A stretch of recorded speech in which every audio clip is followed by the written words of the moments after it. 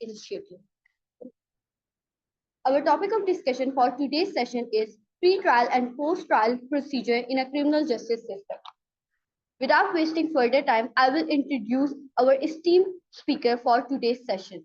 We are privileged to be joined by an incredibly accomplished legal expert, Mr. Mohammad Waqas Harar. Mr. Waqas is currently serving as a Deputy District Prosecutor, PS18, and Principal Staff Officer to the Federal Prosecutor General, Ministry of Interior. With an extensive background in criminal litigation, legal drafting, and prosecution, he has represented the case in landmark cases such as Noor Muqaddam case and Usman Mirza case. Previously, he has served in a pivotal role including section officer litigation in the Establishment Division and special prosecutor under the Anti-Rape Ordinance 2020. He brings over a decade of legal experience from the Public Prosecution Department of both Punjab, Islamabad, and as legal advisor to the Children Protection and Welfare Bureau, Punjab. In addition to this public services, Mr. Waqar is also associated as a lecturer with the International Islamic University, Bahria University, and served as a visiting faculty of Punjab University Law Colleges. His strong academic background, including an LLM in international law and this active role in legal education and prosecution, make him the perfect person to guide us through the technical, practical aspect of our topic for today. So before formally begin the section, I want to mention something that sir will deliver a lecture and I will take your question at the end of the session. During the session, you are not allowed to open your mic or camera and ask any question. If you have any questions, you can write in a chat box and we will address your all questions at the end of the session. So thank you, sir, for joining. Over to you, sir. You may start. Thank you very much for such extensive introduction. So just to begin formally, I request to share slides.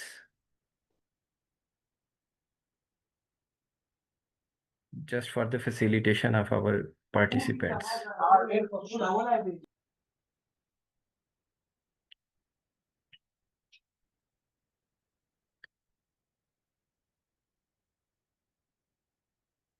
Actually, the topic of discussion for today is very, very lengthy in nature. When we discuss such topic while teaching in any university or to the law students, so we take number of lecture for this topic. So today, what I have been told that we have almost 90 minutes for discussion and including, I think, the question answer session. So I will try my best to just to summarize in such a way that I may be able to deliver it in such a easy way that everything you may be able to understand.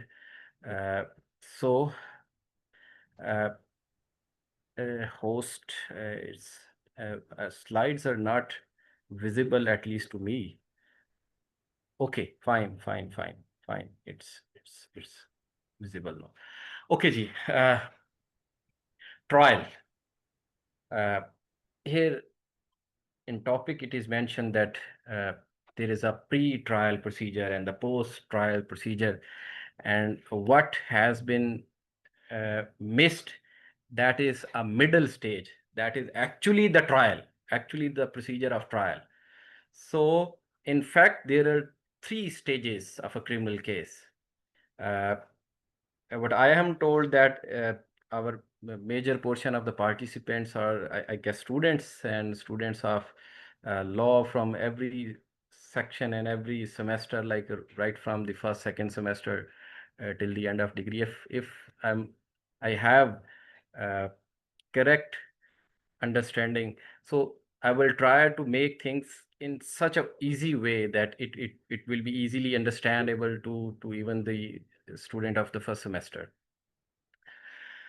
So trial, there are 2 laws, criminal laws. में एक को हम if we divide it on a major level, तो हम एक को substantive law कहेंगे, and the other one is the procedural law. And we all know that the substantive laws are those laws which defines the rights and duties, And obviously, when we specifically refer to the criminal substantive law, we mean that the law which defines the offenses, the crime, and provides punishment for those offenses. So obviously, when we talk about the substantive law on the criminal side, we mean that the Pakistan Penal Code, the Anti-Terrorism Act, the Control of Narcotic Substance Act, Hudud ordinances, etc., etc. And to implement those laws, to to investigate and to find out what is actually the offense, how to implement the punishment, and what is the procedure to dig out the truth, to trace the offense, to trace the accused. That law provide as a procedural law, and that is the Criminal Procedure Code. तो criminal law के अंदर procedural side पे भी हम अगर जब division करते हैं even on the substantive law, तो हम एक जर्नल लॉ की बात करते हैं, फिर हम स्पेशल लॉ की बात करते हैं। तो जर्नल लॉ मींस के जैसे हमारा जर्नल क्रिमिनल प्रोसीजर कोड है कि जो एक पाकिस्तान पीनल कोड के जो ऑफेंसेस हैं they are triable under the criminal procedure code. और स्पेशल लॉज जैसे कि एंटी टेररिज्म है, CNSA है, control of narcotic substance act and so on. तो वो स्पेशल प्रोसीजर भी प्रोसीजरल सब्सटेंटिव लॉ के लिए सब्सटेंटिव लॉ के लिए स्पेशल लॉ के लिए प्रोवाइड करते हैं। सो जब हम बात करेंगे ट्रायल की, तो ट्रायल तो जैसे हम अभी बात कर रहे हैं कि प्रोसीजरल लॉ तो देता ही वो मैकेनिज्म है, वो प्रोसीजर्स है for the implementation of the punishments, to investigate the offenses and then to try and then to give punishments. तो उसमें obviously trial is one of the major portion जिसके through that is the basically procedure by which we have to indict accuse, and then through a process which we are going to discuss, ultimately we have to pass a judgment against the accused. So right from the beginning, how we may set the machinery of law into motion. अच्छा sorry, उससे पहले हम trial को अगर बात करें कि what is the trial, तो trial has not been defined in any law, like in not in PPC, not in criminal procedure code. So then what is the trial? In many books which you may find in from the market, आपको definition नहीं मिलती actually. आप हम सब movies देखते हैं और movies में हम ट्रायल होते, कोर्ट के अंदर एक प्रोसीजर होते हम देखते हैं। तो एक्चुअली उसी को अगर आप पिक्चराइज कर लें तो that makes a definition for the trial. Just visualise, अब आप मूवी देखते होंगे, जस्ट विजुअलाइज के जिसके अंदर व्हेन द जज just sitting on a presiding chair in the court, there is a courtroom and judge is presiding over there, and witnesses standing in a witness box to depose before the court, and on the other side accused is standing in the dock, who is facing the charges, and just two parties like prosecution and accused, they are presenting their arguments, they are pleading their case respectively. Obviously prosecution is presenting its evidence against the accused to prove the charge which the prosecution leveled against the accused, और defense उसको rebut करता है। और so यही एक visualise हम कर सकते हैं कोर्ट के अंदर एक पिक्चर की। तो yes, this is a trial, this is a trial, very simple. So a formal definition जो कि हमारे लॉ के अंदर नहीं है, बट ब्लैक्स लॉ डिक्शनरी जो कि ऑथेंटिक डिक्शनरी है रिगार्डिंग द लॉ, वो क्या प्रोवाइड करती है कि बेसिकली ट्रायल वो मैकेनिज्म है जिसके थ्रू चार्ज फ्रेम होता है, एविडेंस विटनेसेस को एग्जामिन किया जाता है, और विटनेसेस जो है वो एग्जामिन किए जाते हैं, और उसके बेसिस पे कोर्ट जो है या जज जो है वो एक जजमेंट पास करता है। अच्छा, तो just sorry, previous slides FIR पे थोड़ा just previous slide, please. Yeah. Acha. So to begin, how we set the machinery of law into motion before trial. मतलब just to reach to trial, we pass through a procedure. तो वो procedure क्या? We have passed through a lengthy passage. अच्छा, तो what is that? The beginning point the very beginning point in a criminal case is the registration of FIR. बल्कि उससे भी पहले हम बात करें तो उससे पहले there is a commission of a cognizable offense. So what is a cognizable offense? Cognizable offense वो है in which the police may arrest without warrant. अब पता कैसे चलेगा? एक एक ऑफेंस होता है, एक एक वकुआ होता है, एक अक्रेंस होती है, तो ये जी कॉग्निजेबल है, अनकॉग्निजेबल है, उसके लिए आप और मुझे कोई कोई कोई जरूरी नहीं है कि हम उसके पे लिए कोई याददाश्त रखें या कोई हमें, उसके लिए लॉ में प्रोवाइडेड है, क्रिमिनल प्रोसीजर कोड के एंड पे एक स्केड्यूल दिया हुआ है और उस स्केड्यूल के अंदर कॉलम 3 के अंदर हम देख सकते हैं कि भाई कॉग्निजेबल नॉन कॉग्निजेबल हर पाकिस्तान पीनल कोड के ऑफेंस के आगे लिखा हुआ है।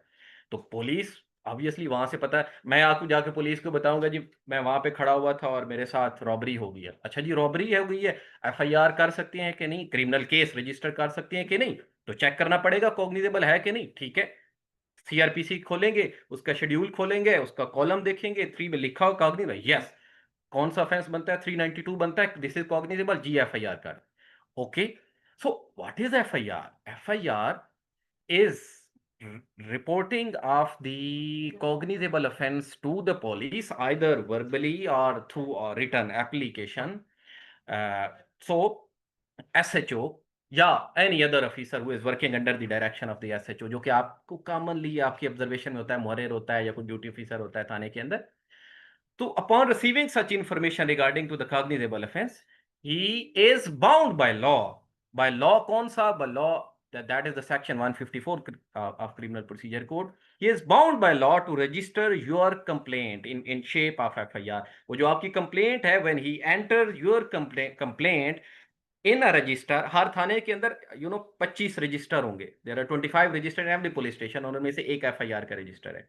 तो वो उस रजिस्टर के अंदर एंटर कर लेगा आपकी उस कंप्लेंट को, और जैसे किसी भी आपकी नोटबुक रजिस्टर का एक नंबर होता है शुरू के अंदर, वो नंबर एलोकेट हो जाता है उस स्पेसिफिक कंप्लेंट को, जब वो रजिस्टर के अंदर एंटर हो जाती है तो that becomes the FIR number, right. तो अब उसके बाद क्या करना है उसने, he has to read over that information जो उसने एंटर की है to the informant, and he has to get sign from the informant, और उसके ऊपर फिर वो एसएचओ या जो वो एफआईआर रजिस्टर कर रहा है, that officer is required to sign that document. So this is how FIR is registered in a simple way. अब आपके माइंड में आएगा जी हम तो पुलिस स्टेशन जाते हैं, हम हमको बताते हैं जी ये क्रेस हुआ है, तो एफआईआर नहीं पुलिस करती। तो जी police is bound to register your FIR. अच्छा तो नहीं करती तो फिर क्या करें? आप तो कह रहे हैं बाउंड है, ओके, तो फिर आपके पास रेमेडी है। क्या रेमेडी है जी? हाँ, एक रेमेडी है, आप वहीं से निकलें और आप चले जाएं जस्टिस ऑफ पीस के पास। अब जस्टिस ऑफ पीस कौन होता है? हर जिले के अंदर सेशन जज या एडिशनल सेशन जजेस which are notified as the justice of peace, they are justice of piece.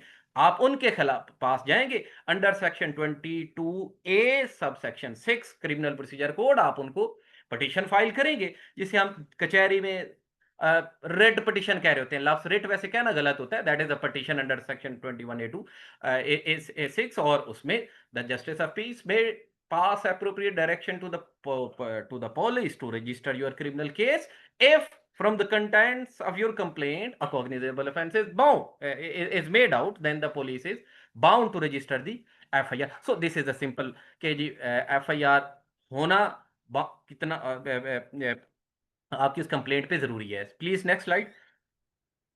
अच्छा उसके बाद क्या होगा? एफआईआर तो हो जाएगी, तो एक हमें एक हम ये समझते हैं कि एफआईआर होने से क्या ऑटोमेटिकली अक्यूज को अरेस्ट कर लिया जाएगा? नो, लॉ ऐसा नहीं कहता।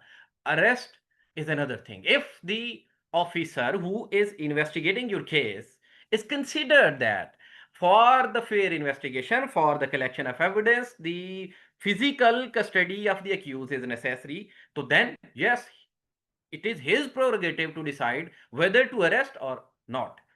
So, mere registration of FIR doesn't ipso facto make it mandatory कि जी नहीं अक्यूज को आप गिरफ्तार करेंगे ही करेंगे। तो जो कि हमारा एक कंसेप्ट है, तो हम जो हमारे रूटीन की लाइफ में भी जो चीजें हम ऑब्जर्व करते हैं, तो हम अपने कंसेप्ट जरा क्लियर करते जाएंगे। ओके, सो अच्छा फिर एफआईआर कौन करवा सकता है? वो जिसके खिलाफ ऑफेंस हुआ है, वो विटनेस जिसको जो जो उसका जो देखने वाला है, हु अक्यूज कोई भी। So anyone can report the offense to the police. So FIR can be lodged on the report of any person.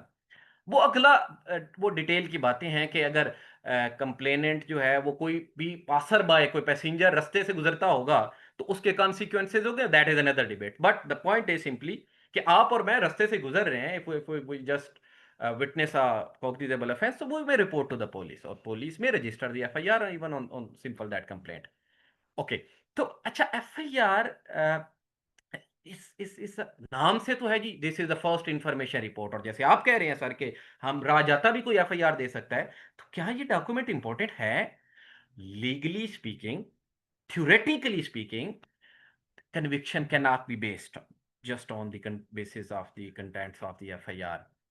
This is not a document which is a like a कोई sacrosanct ऐसा document है कि जिसको अदालतें को बहुत ज्यादा, no नहीं।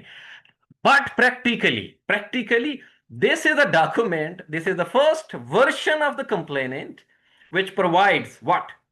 The mode and manner of the offense of the offense of the occurrence, which provides the name of the witnesses, which provides the name of the accused. So this is the first version, which is supposed to be forwarded, which is supposed to be narrated to the police without manipulation, without concoction, without cooking up a story, without consulting anyone.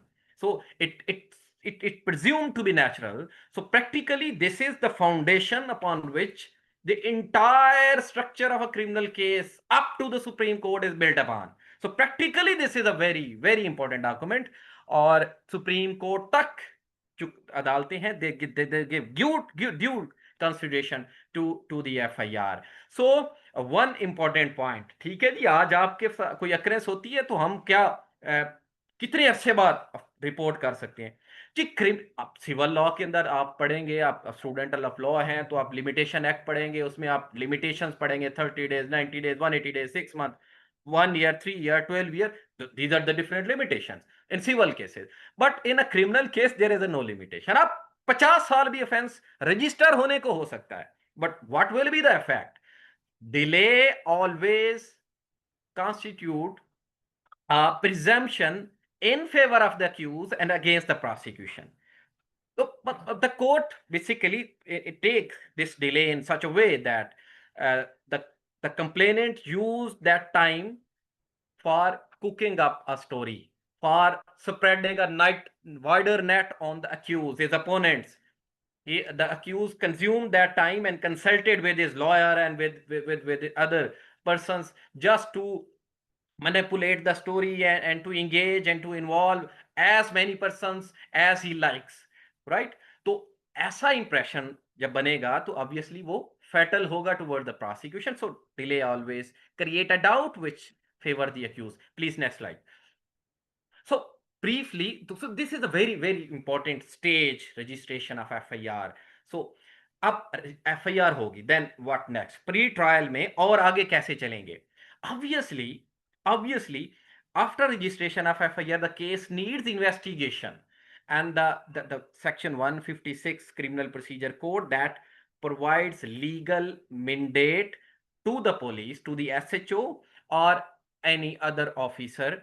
अब वो other officer कौन हो सकता है? वो constable एक नहीं हो सकता, उसके ऊपर का कोई भी ऑफिसर इन्वेस्टिगेटिंग ऑफिसर हो सकता है।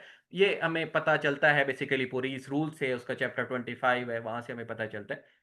तो ASI सब इंस्पेक्टर, राइट? तो जो इन्वेस्टिगेटिंग ऑफिसर होगा, SHO उसको इंटरेस्ट कर देगा। SHO या तो खुद करेगा इन्वेस्टिगेशन या किसी सबऑर्डिनेट ऑफिसर को he will interest the investigation. And okay, what is investigation? Investigation is simply the collection of evidence by the police or any other person who is authorized by the magistrate. But he cannot be a magistrate. Magistrate cannot conduct the investigation, remember always. Only the police or the person who is authorized by the magistrate. So that is legally authorized to conduct the investigation, to collect the evidence. So, how this process of collection of evidence goes on? Just we simply enumerate few steps for a very easy understanding. Like सबसे पहले क्या होगा?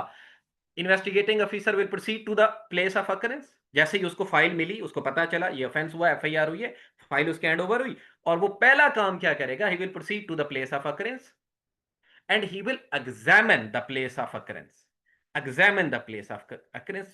अब वो examination कैसे करनी है, वो एक डीप टॉपिक है, और उस पे क्रिमिनोलॉजी का भी वो एक सब्जेक्ट है हमारे पुलिस रूल्स के अंदर, उसकी भी डिटेल है, वो टेक्निक्स हैं हाउ टू एग्जामिन। हम उस डिटेल में भी टाइम नहीं जाएंगे, सिंपली हम कि वो एग्जामिन करेगा प्लेस ऑफ अकरेंस को, and he will try to collect whatever evidence is available at that spot. वो एविडेंस किन शक्लों में हो सकती है, that may be in form of oral evidence, like कैसे the person may be present, some person may be present at that place who are suppose to be, या who appears to the IO to be acquainted with the facts of the case, facts and circumstances of the case, right? So IO may join them into investigation so that such persons may appear subsequently in the trial as witnesses. So this is the part of oral evidence.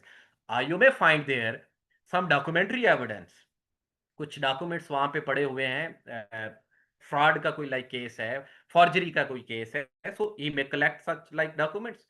Crime scene तो हर offence की nature के मुताबिक होगा ना, murder का crime scene और तरह से होगा, फॉर्जरी का और तरह से होगा, चोरी का और तरह से होगा, रेप का और उसकी नेचर होगी, कोई हाईजैकिंग हो, प्लेन क्रैश कर जाए तो वो crime scene that will may extend up to kilometres like, या दूसरी तरफ एक एक एक ऑफेंस हुआ है एक फॉर्जरी का, तो हो सकता है सिर्फ एक कंप्यूटर की हद तक महदूद हो। सो क्राइम सीन में differ, so according to the nature of the crime, crime scene differ होगा, और एविडेंस भी ऑब्वियसली डिफरेंट होती जाएगी। तो तीसरी चीज मटेरियल एविडेंस हो सकती है, लाइक वहां पे मौजूद क्राइम सीन पे, जैसा कि वेपन ऑफ ऑफेंस वहां पे पड़ा हुआ है, वहां आप सीसीटीवी फुटेज, यस, आप वो कैमरास वो कलेक्ट कर सकते हैं, वहां पे कोई और हार्डवेयर पड़ा है, मर्डर जिससे आपने फिंगरप्रिंट लिफ्ट की हो, समथिंग लाइक दैट, ब्लड है, यस, मर्डर का केस है उसमें ब्लड पड़ा हो सकता है। तो ऑरल हो सकता है, डॉक्यूमेंट्री हो सकती है, और मटेरियल एविडेंस हो सकती है, जो कि आईओ ने इस प्रोसेस के दौरान, इन्वेस्टिगेशन के प्रोसेस के दौरान कलेक्ट करनी है। फिर आईओ ने उसी जगह का एक ही is to prepare a map, उसको हम साइट प्लान कहते हैं, उसको पुलिस की जबान में हम नक्शा, नक्शा बिला सकेल, एक बा सकेल होता है, एक बिला सकेल होता है, मैं डिटेल में नहीं जाऊंगा, वो हीनियस ऑफेंसेस में विद प्रॉपर स्केल होता है, ऑर्डिनरी ऑफेंसेस में विदाउट प्रॉपर स्केल होता है, विदाउट स्केल होता है इनफैक्ट। तो वो नक्शा मौका उसे कहेंगे, तो मौका वकूए से और नक्शा उस जगह का, ठीक है। तो वो आईओ प्रिपेयर करेगा, and then he will require the attendance of the person who according to him, who appears to him that they were the present over there and they are supposed to know the facts of the case, he will require their attendance। और yes, आपका सवाल आएगा कि sir हम गवाह नहीं बनना चाहते, किसी का केस है, हम क्यों फंसे बीच में जी? तो क्या आईओ में मजबूर कर सकता है? यस, कर सकता है।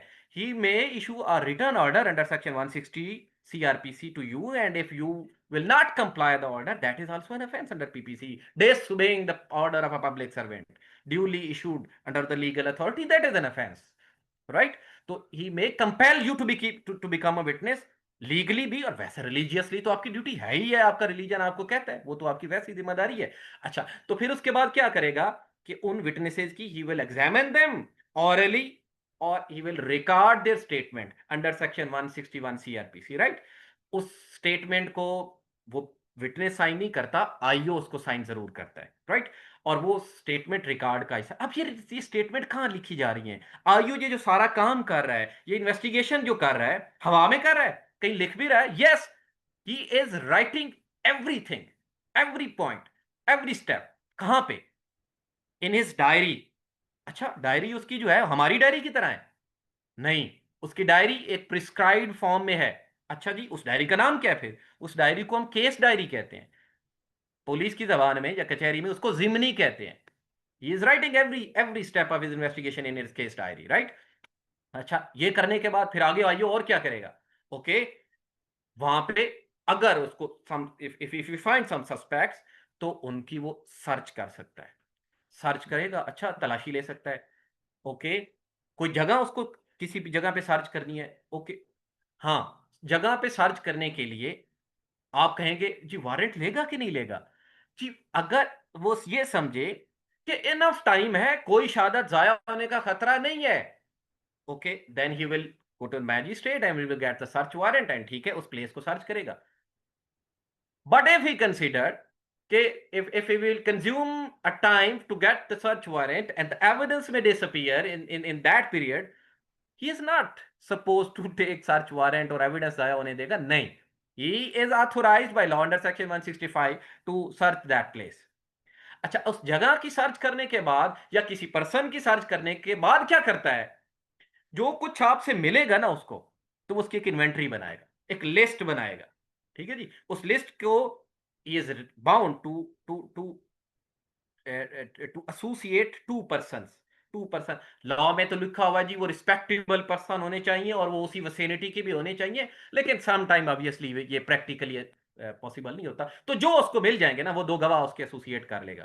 तो वो जो उसने इन्वेंटरी या लिस्ट बनाई है ना, उसको हम फर्द मकबूजगी कहते होते हैं, रिकवरी मीमो कहते होते हैं. That is required to be witnessed and signed by the two witnesses, और आईओ भी उसको साइन करता है. और जो कुछ आर्टिकल आपसे मिले हैं, अच्छा घर लेके जाएगा? नहीं, वो उसको थाने में ले जाएगा. थाने में एक कमरा होता है स्पेशल, उसको माल खाना कहते हैं, उसके अंदर उसको जमा करवा देगा सेफ कस्टडी में. क्यों? क्योंकि कल को जब ट्रायल शुरू होगा ना, तो आपके खिलाफ अगर उनमें से कोई चीज शहादत के तौर पे इस्तेमाल होनी है, तो वो अदालत में पेश कर सके. ठीक है जी, तो ये तलाशी वलाशी का तो प्रोसीजर ये है. हाँ, वो बीच में आगे और डिटेल है कि वो जब माल खाने में जमा करवाता है तो उसकी प्रॉपर एंट्रीज होती हैं, कुछ रेलिवेंट रजिस्टर्स हैं, मैं उसकी अभी इन डेप्थ नहीं जा रहा. ओके, फिर उसके बाद क्या करना है? जाहिर है he will try to arrest the accused, he will try to arrest the accused. अगर वहीं पे उसको मिल गया तो अरेस्ट कर लेगा, अगर वहीं नहीं मिला तो ही विल ऑब्वियसली उसके लिए वो रेड करेगा, उसकी तलाश में जाएगा. अच्छा, अगर अरेस्ट हो गया तो यहाँ पे एक बात आएगी कि फिर हमारी पुलिस तो अल्लाह माफ करे. अच्छा, तो क्या उसके कोई राइट्स हैं? यस, कॉन्स्टिट्यूशनल राइट्स हैं. ठीक है ना? Arbitrary arrest protection, article 10. ठीक है जी. वैसे राइट टू लाइफ लिबर्टी वो तो है ही है ना जी. उसके अलावा right to counsel, right to seek advice of his choice, जिससे right to inform to inform his relative या पर्सन ऑफ हिज चॉइस. ठीक है जी. तो अक्यूज है. फिर टॉर्चर का, भाई हमारा कॉन्स्टिट्यूशन का, दुनिया का कोई कॉन्स्टिट्यूशन टॉर्चर अलाउ नहीं करता. तो पुलिस क्यों करती है, आपका सवाल रहेगा. अगर रहा तो एंड पे एड्रेस करेंगे. ओके, फिर क्या होगा? अक्यूज अरेस्ट हो गया. There the police has power to investigate the accused and keep such accused for maximum up to 24 hours. So within, वैसे तो लॉ तो ये कहता है कि उसको as soon as possible magistrate के सामने पेश करें, but not later than 24 hours. To 24 hours तो रख सकते हैं. ओके, तो मजिस्ट्रेट के पास आप लेके चले जाएंगे 24 आवर के बाद. अब मजिस्ट्रेट साहब क्या करेंगे? What are the possible option with the magistrate? जब आप ले जाएंगे मैजिस्ट्रेट के पास, तो मैजिस्ट्रेट हैज 3 ऑप्शंस. नंबर 1, आप जाहिर है कौन लेके जा रहा है? पुलिस लेके जा रही है, आईओ लेके जा रहा है ना. तो आईओ क्या करेगा कि आईओ रिक्वेस्ट करेगा जी मजिस्ट्रेट साहब को कि जी इसने फलां जुर्म किया है, फलां मुकदमे में he is involve and I need further investigation, I have to collect further evidence, so I need his further physical custody.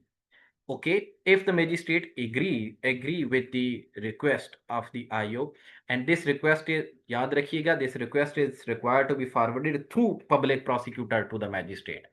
तो ऑब्वियसली पब्लिक प्रोसिक्यूटर भी उसके ऊपर अपनी इनपुट देता है. तो अगर मैजिस्ट्रेट एग्री करेगा तो वो उसको फर्दर फिजिकल कस्टडी दे देगा. इसको हम रिमांड कहते हैं, फिजिकल रिमांड कहते हैं, right.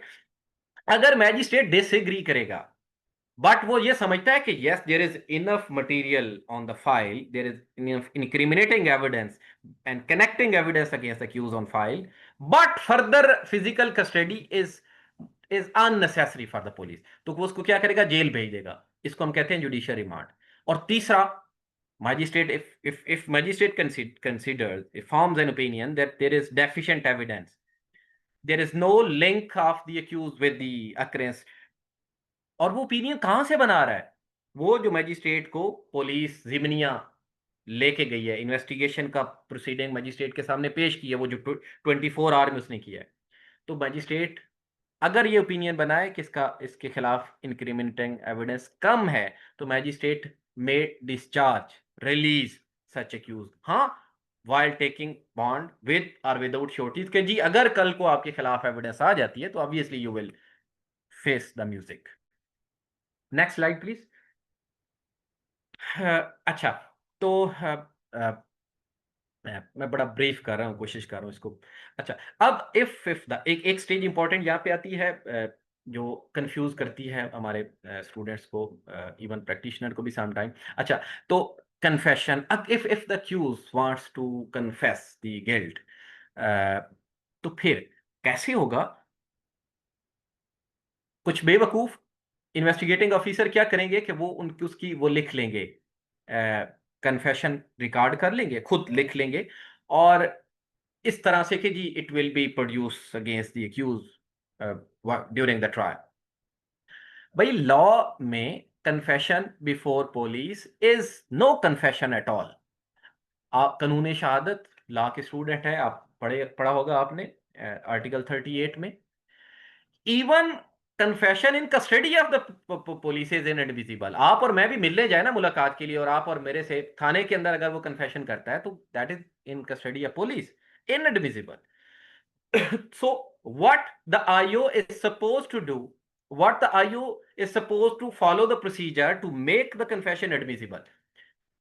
He is required to submit an application to the magistrate that this accused person is willingly, with uh, free consent, free will, he desire to record his confession। तो वो ये application देगा, और वो application, तो एक procedure, अगला procedure की बात है, वो बीच में से मैं स्किप करते हुए डायरेक्ट मजिस्ट्रेट को, और मजिस्ट्रेट उस पर अक्यूज को कहेगा जी आ जाए आप रिकॉर्ड करवाएं। और अब उस पर एक प्रोसीजर है कि जाहिर है वो उसके अगर हैंडकफ्स लगे हुए हैं, उसको मतलब उसका प्रेशर रिलीज करना है ना उसको, वो magistrate is to satisfy himself that the accused is going to record confession without any undue influence, without any pressure, and with his free consent। तो ये satisfy करने के लिए magistrate is required to follow certain procedures requirements के, like simply मैं बड़ा easy करके बताऊं, को वो उसके हैंडकफ रिमूव करेगा अदालत के अंदर, if any police officer is present, वो उसको अदालत से निकाल देगा, अनडिजायरेबल या अननेसेसरी लोगों को अदालत से निकाल देगा। फिर उससे पूछेगा कि जी आपके ऊपर कोई प्रेशर, किसी ने कोई दबाव डाला हो, कोई टार्चर वार्चर किया हो, तो वो कहेगा नहीं मैं अपनी फ्री विल से, उसको कहेगा कि तुम्हें पता है कि अगर तुम ये कन्फेशन रिकॉर्ड करवाओगे तो it can be use against you as a piece of evidence, and you may be convicted on this evidence. तो यस वो कहता है जी मुझे पता है। अच्छा, फिर भी उसे कहता है कि जाओ बैठो वहां पे और सोचो, सोच के बताओ मुझे। तो normally as a matter of practice 30 minutes to 45 minutes अदालत उसको ऐसे देती है, इसको हम रिफ्लेक्शन टाइम भी कहते हैं, रिफ्लेक्शन टाइम, सोचने का मौका देती है। ठीक है जी। तो वो उसके बाद दोबारा उसको बुलाते हैं, अच्छा जी हाँ जी आप बताओ, are you ready, still you want to record your confession, जी मैं करवाना चाहूँ, ठीक है जी आप करें। फिर वो उसका word by word, preferably in his own language, लेकिन अगर वो प्रैक्टिकल वो पश्तो बोल रहा है, वो फारसी बोल रहा है, वो आपको नहीं आती, मजिस्ट्रेट को नहीं आती, तो फिर वो इन इंग्लिश और लैंग्वेज ऑफ द कोर्ट जो कि उर्दू भी है, तो फिर वो उसके अंदर रिकॉर्ड करेगा, वर्ड बाय वर्ड इन टोटो लिखेगा। ऐसा नहीं जो जो सेंटेंस मजिस्ट्रेट साहब को पसंद आया वो लिख लिया, बाकी नहीं, नहीं टोटल लिखेगा।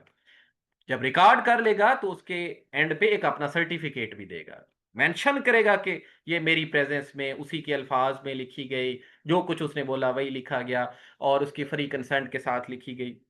तो इस तरह का एक सर्टिफिकेट भी देगा। अच्छा, सर्टिफिकेट देने के बाद वो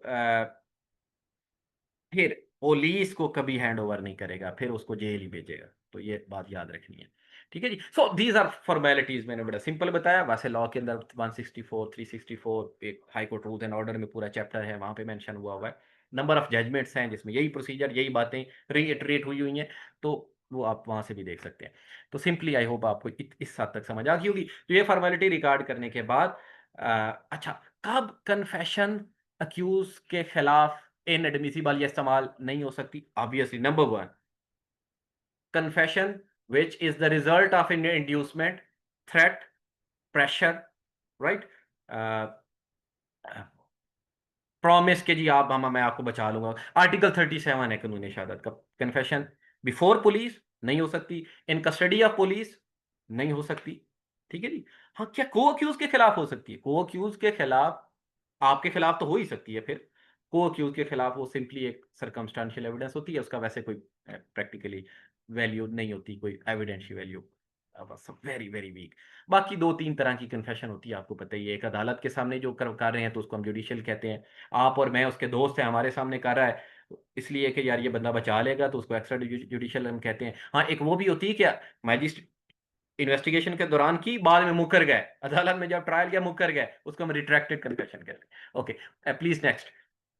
तो ये एक बीच में से। अच्छा, अब थोड़ा सा मैं थोड़ा सा बताऊंगा, जो हम रिमांड की बात करें तो थोड़ा इंपॉर्टेंट है। वो कैसे जी कि जो पुलिस रिक्वेस्ट करती है फिजिकल कस्टडी के लिए अक्यूज की, तो उसको हम रिमांड कह रहे हैं। ठीक है जी। तो रिमांड की तीन टाइप्स होती हैं। एक तो फिजिकल रिमांड होता है, जो अभी हम बात कर रहे हैं, जो पुलिस मांगती है फिजिकल कस्टडी के अक्यूज से। हम क्या हो सकता है फिजिकल कस्टडी से अक्यूज कौन सी एविडेंस ले सकती है?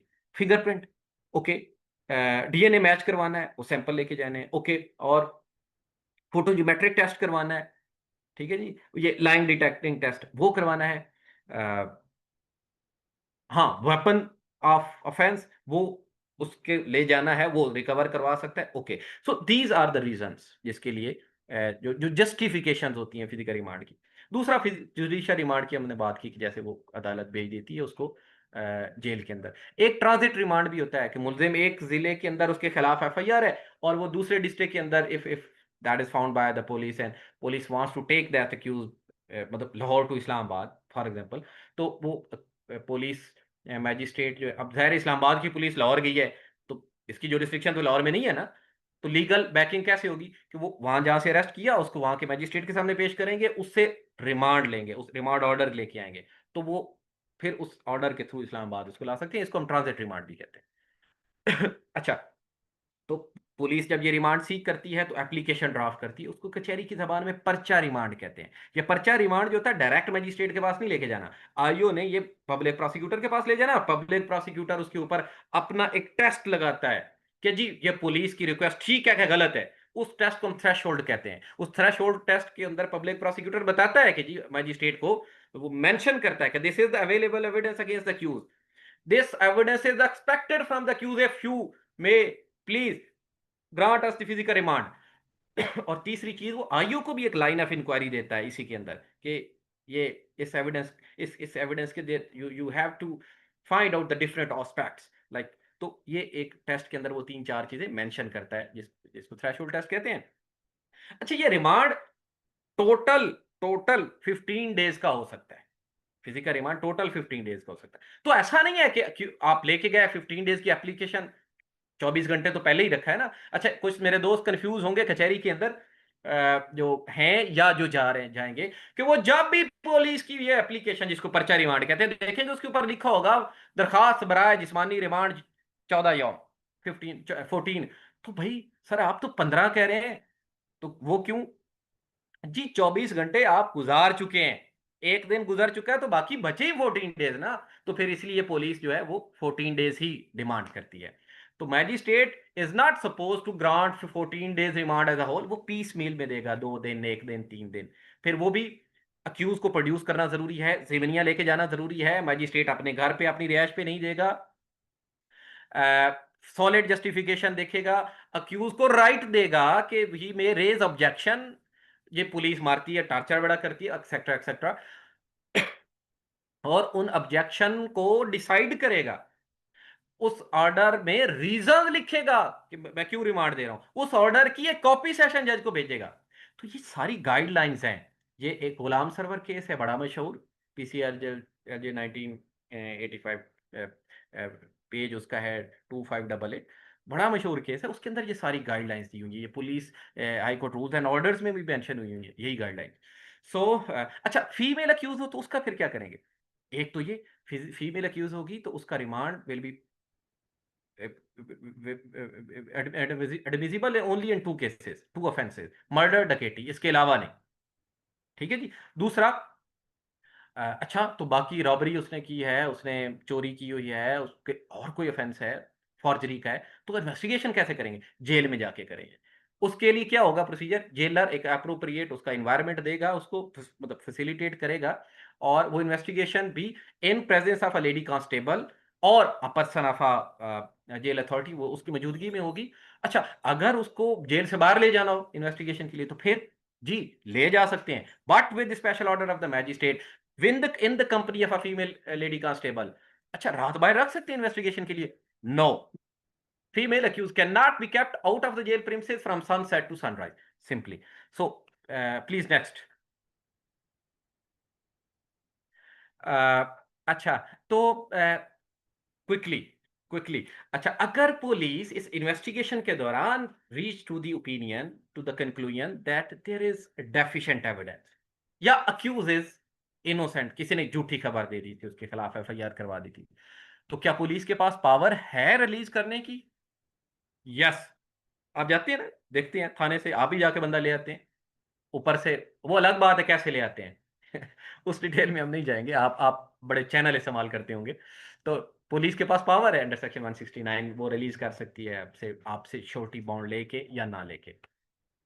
अच्छा, तो ये इन्वेस्टिगेशन का सारा प्रोसीजर लिखा जाता है जिमनी के अंदर, केस डायरी के अंदर। केस डायरी के अंदर इंफॉर्मेशन क्या कुछ लिखा जाएगा जरूरी, इंफॉर्मेशन मतलब एफआईआर के contents, when the IO begins the investigation, date and time. When the IO closed the investigation, date and time.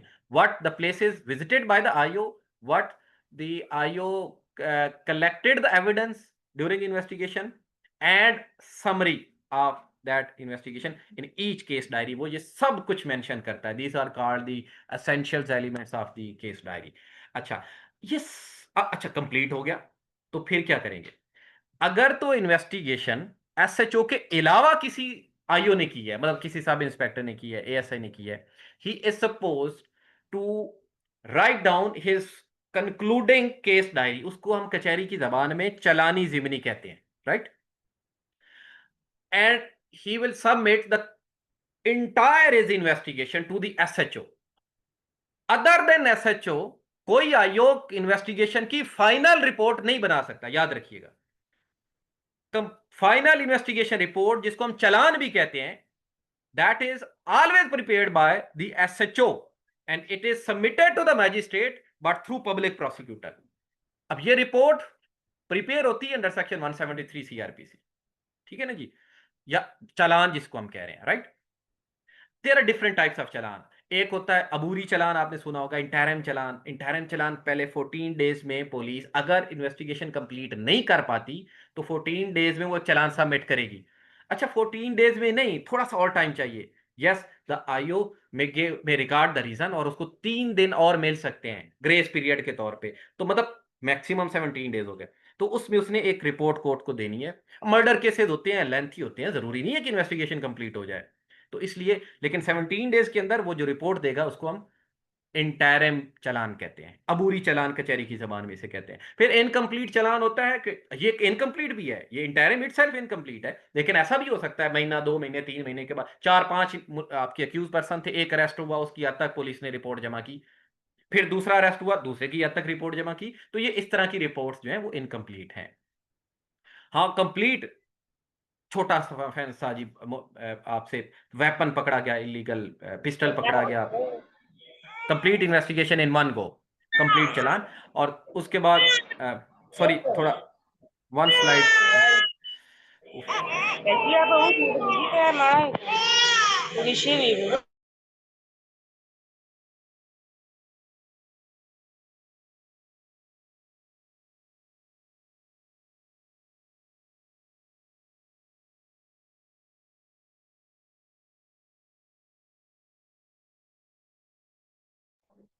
Sir, please continue.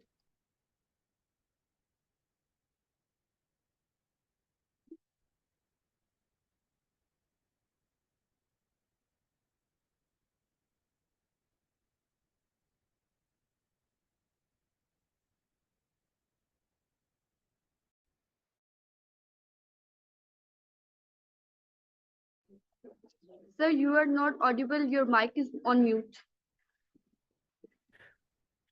I'm sorry, I don't know कि ये अच्छा तो हम बात कर रहे थे इंटायर इनकम्प्लीट कंप्लीट चालान नेगेटिव चालान मैंने कहा कि उसमें वो जिसमें चार्जशीट पुलिस नहीं करती पॉजिटिव चालान जिसमें चार्जशीट करती है मुलजिम को गिल्टी रखती है सप्लीमेंट्री चालान पहले चालान के बाद जितने चालान आएंगे अब सप्लीमेंट्री चालान होते हैं अब्सकॉन्डेंस रिपोर्ट होती है कि जिसमें अक्यूज इन्वेस्टिगेशन में अब्सकॉन्ड कर गया हो तो उस इस तरह के चालान की आइडेंटिटी मार्क जिसे हमारा होता है ना कि देखते साथ फेस से पता चले आइडेंटिटी मार्क का तो इसका होता है कि कॉलम 2 में रेड इंक के साथ मुलजिम का नाम लिखा होगा तो उसका मतलब है कि वो अब्सकॉन्डेंस रिपोर्ट है मुलजिम इश्तिहारी है इश्तिहारी का चालान भी इसे कहते हैं एक अबेटमेंट रिपोर्ट होती है अबेटमेंट रिपोर्ट में इन्वेस्टिगेशन के दौरान अक्यूज फौत हो जाए तो इस तरह उस वो रिपोर्ट को हम अबेटमेंट रिपोर्ट को एक ऑन ट्रेस रिपोर्ट होती है जैसे आप और मेरी गाड़ी बाहर खड़ी थी कोई नामालूम मुलजिम लेके चले गए और हमें पुलिस को पता ही नहीं चला कि who actually did that offense तो पुलिस ऐसा तो नहीं हो सकता इनडेफिनेट टाइम के लिए इन्वेस्टिगेशन करती रहे पुलिस से suppose to submit a report तो उसको हम अनट्रेस रिपोर्ट कहते हैं आई होप आपको आइडिया हो गया होगा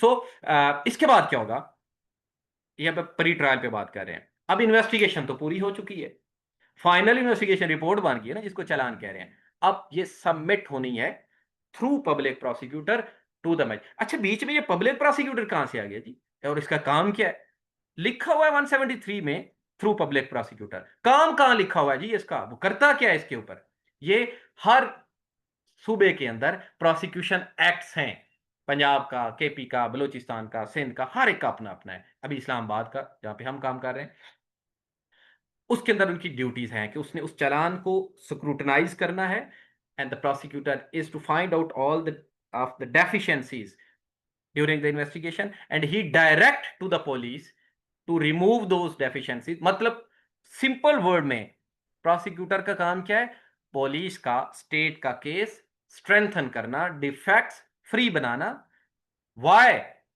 ताकि कन्विक्शन सिक्योर की जा सके कल को अदालत में आपका स्ट्रॉन्ग केस हो तो ये काम है प्रोसिक्यूटर का और वो ये जो स्क्रूटनी एक रिपोर्ट बना रहा है तो वो आईओ को कहता है कि डायरेक्शन पास करता है एसएचओ को कि ये रिमूव करके ले आओ फिर वो एक अपनी असेसमेंट रिपोर्ट इसके ऊपर लिखता है कि जितनी एविडेंस आई है क्या इसके ऊपर सजा हो सकती है या नहीं हो सकती ठीक है जी ओके कोर्ट में चला जाएगा कोर्ट में तीन तरीके होते हैं किसी भी केस को टेकअप करने के तीन तरीके रिमेंबर कहां लिखे हैं ये सेक्शन 190 है हमारे क्रिमिनल प्रोसीजर कोड का एक है यही जिसको हमने अभी डिस्कस किया चालान एक होता है कि पुलिस के पास आप गए थे पुलिस ने आपकी बात नहीं सुनी थी आपकी एफआईआर नहीं की थी या की थी but you were not satisfied with the investigation of the police so you have an alternate remedy you may directly file a complaint to the magistrate this is allowed by the law an alternate remedy right तो उसको complaint कहते हैं private complaint भी कहते हैं कचहरी की जबान में इस्तगासा कहते हैं दूसरा तरीका हो गया जिसके ऊपर केस टेकअप होना है मतलब आगे अभी हम ट्रायल पे जा रहे हैं ट्रायल करने के लिए तीसरा कोर्ट मैजिस्ट्रेट खुद सो मोटो भी कर सकता है आप हैरान हो गया वो तो सुना था जी सुप्रीम कोर्ट के लिए सो मोटो मीन्स कि if it comes to the knowledge of the magistrate that a cognizable offense is committed he may take up a case ठीक है जी 190 में लिखा हुआ है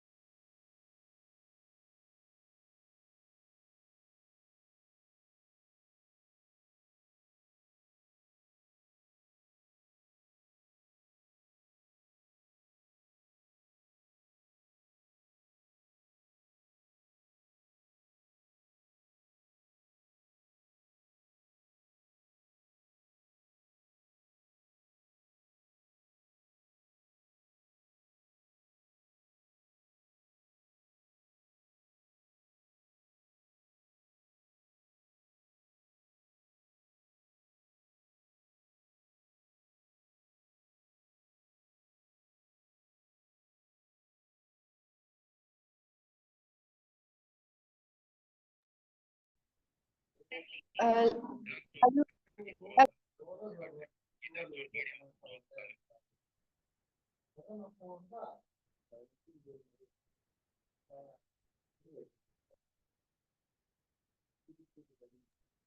Everyone, please attention. Attendance form is shared in a chat box, so you can fill this form for your attendance. Uboyaची पोझिशनला हा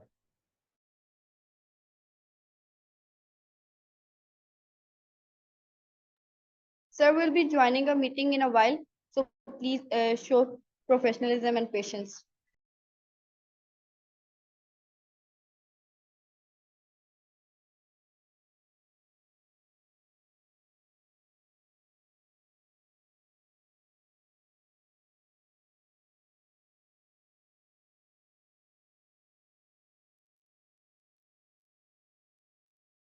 I'm sorry for inconvenience. हमारे मुल्क की कुछ खूबियां हैं, उनमें से एक ये भी है कि किसी भी टाइम आपकी इलेक्ट्रिसिटी ऑफ हो सकती है. ओके, सो प्लीज स्लाइड्स वो स्विच कर दीजिएगा वहाँ पे. वी वर डिस्कसिंग कि जी अब ट्रायल पे आ रहे हैं, बस टाइम शॉर्ट है, आप बोर हो जाएंगे. सिंप्लीफाई करते हैं और शॉर्ट करते हैं. अच्छा, केस टेकअप हो गया. उसके बाद magistrate is supposed to examine the entire file. और ये स्लाइड शेयर कर दीजिएगा.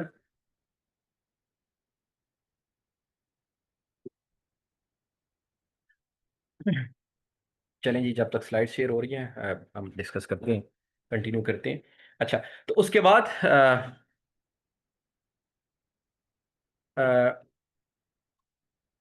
केस टेकअप होने के बाद मैजिस्ट्रेट फाइल को एग्जामिन करेगा. वो डिसाइड करेगा कि ये ज्यूरिसडिक्शन किसकी है, whether this case is triable by me or by the court of session. तो वो कहाँ से पता चलता है जी मैजिस्ट्रेट को? क्रिमिनल प्रोसीजर कोड के एंड पे सेकंड स्केजुअल है और उसका कॉलम 8 है. वहाँ पे लिखा हुआ है कि भाई चोरी का केस है, आपने फर्स्ट क्लास की मैजिस्ट्रेट है, आपने सुनना है. डकैती है, आप नहीं सुन सकते, ये सेक्शन 30 का मैजिस्ट्रेट का ट्रायल है, उसको भेजो. मर्डर है, ये तो कोर्ट ऑफ सेशन में जाएगा. ठीक है जी. तो वो ज्यूरिसडिक्शन का तयन करके वो वहां भेज देगा. और उसके बाद अगर अब ट्रायल शुरू करना है, वो एग्जामिन करेगा पूरी आपको, जैसे आपने चालान दिया था उस चालान को, या कंप्लेंट फाइल की थी तो कंप्लेंट को, along with the available evidences, and if will form an opinion that there is enough material against the accused to proceed with the trial, okay, then he will issue process to summon the accused कि आओ भाई to face the trial. अब वो accused आ जाएगा उसके सामने for facing the trial. तो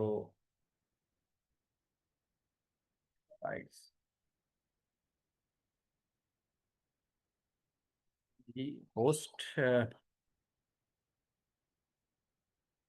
M unable to, slides are not visible to me at least.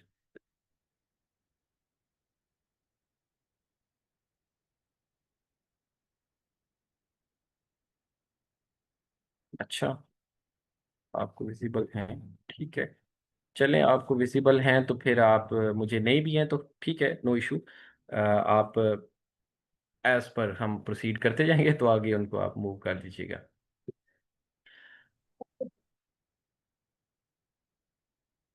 अच्छा,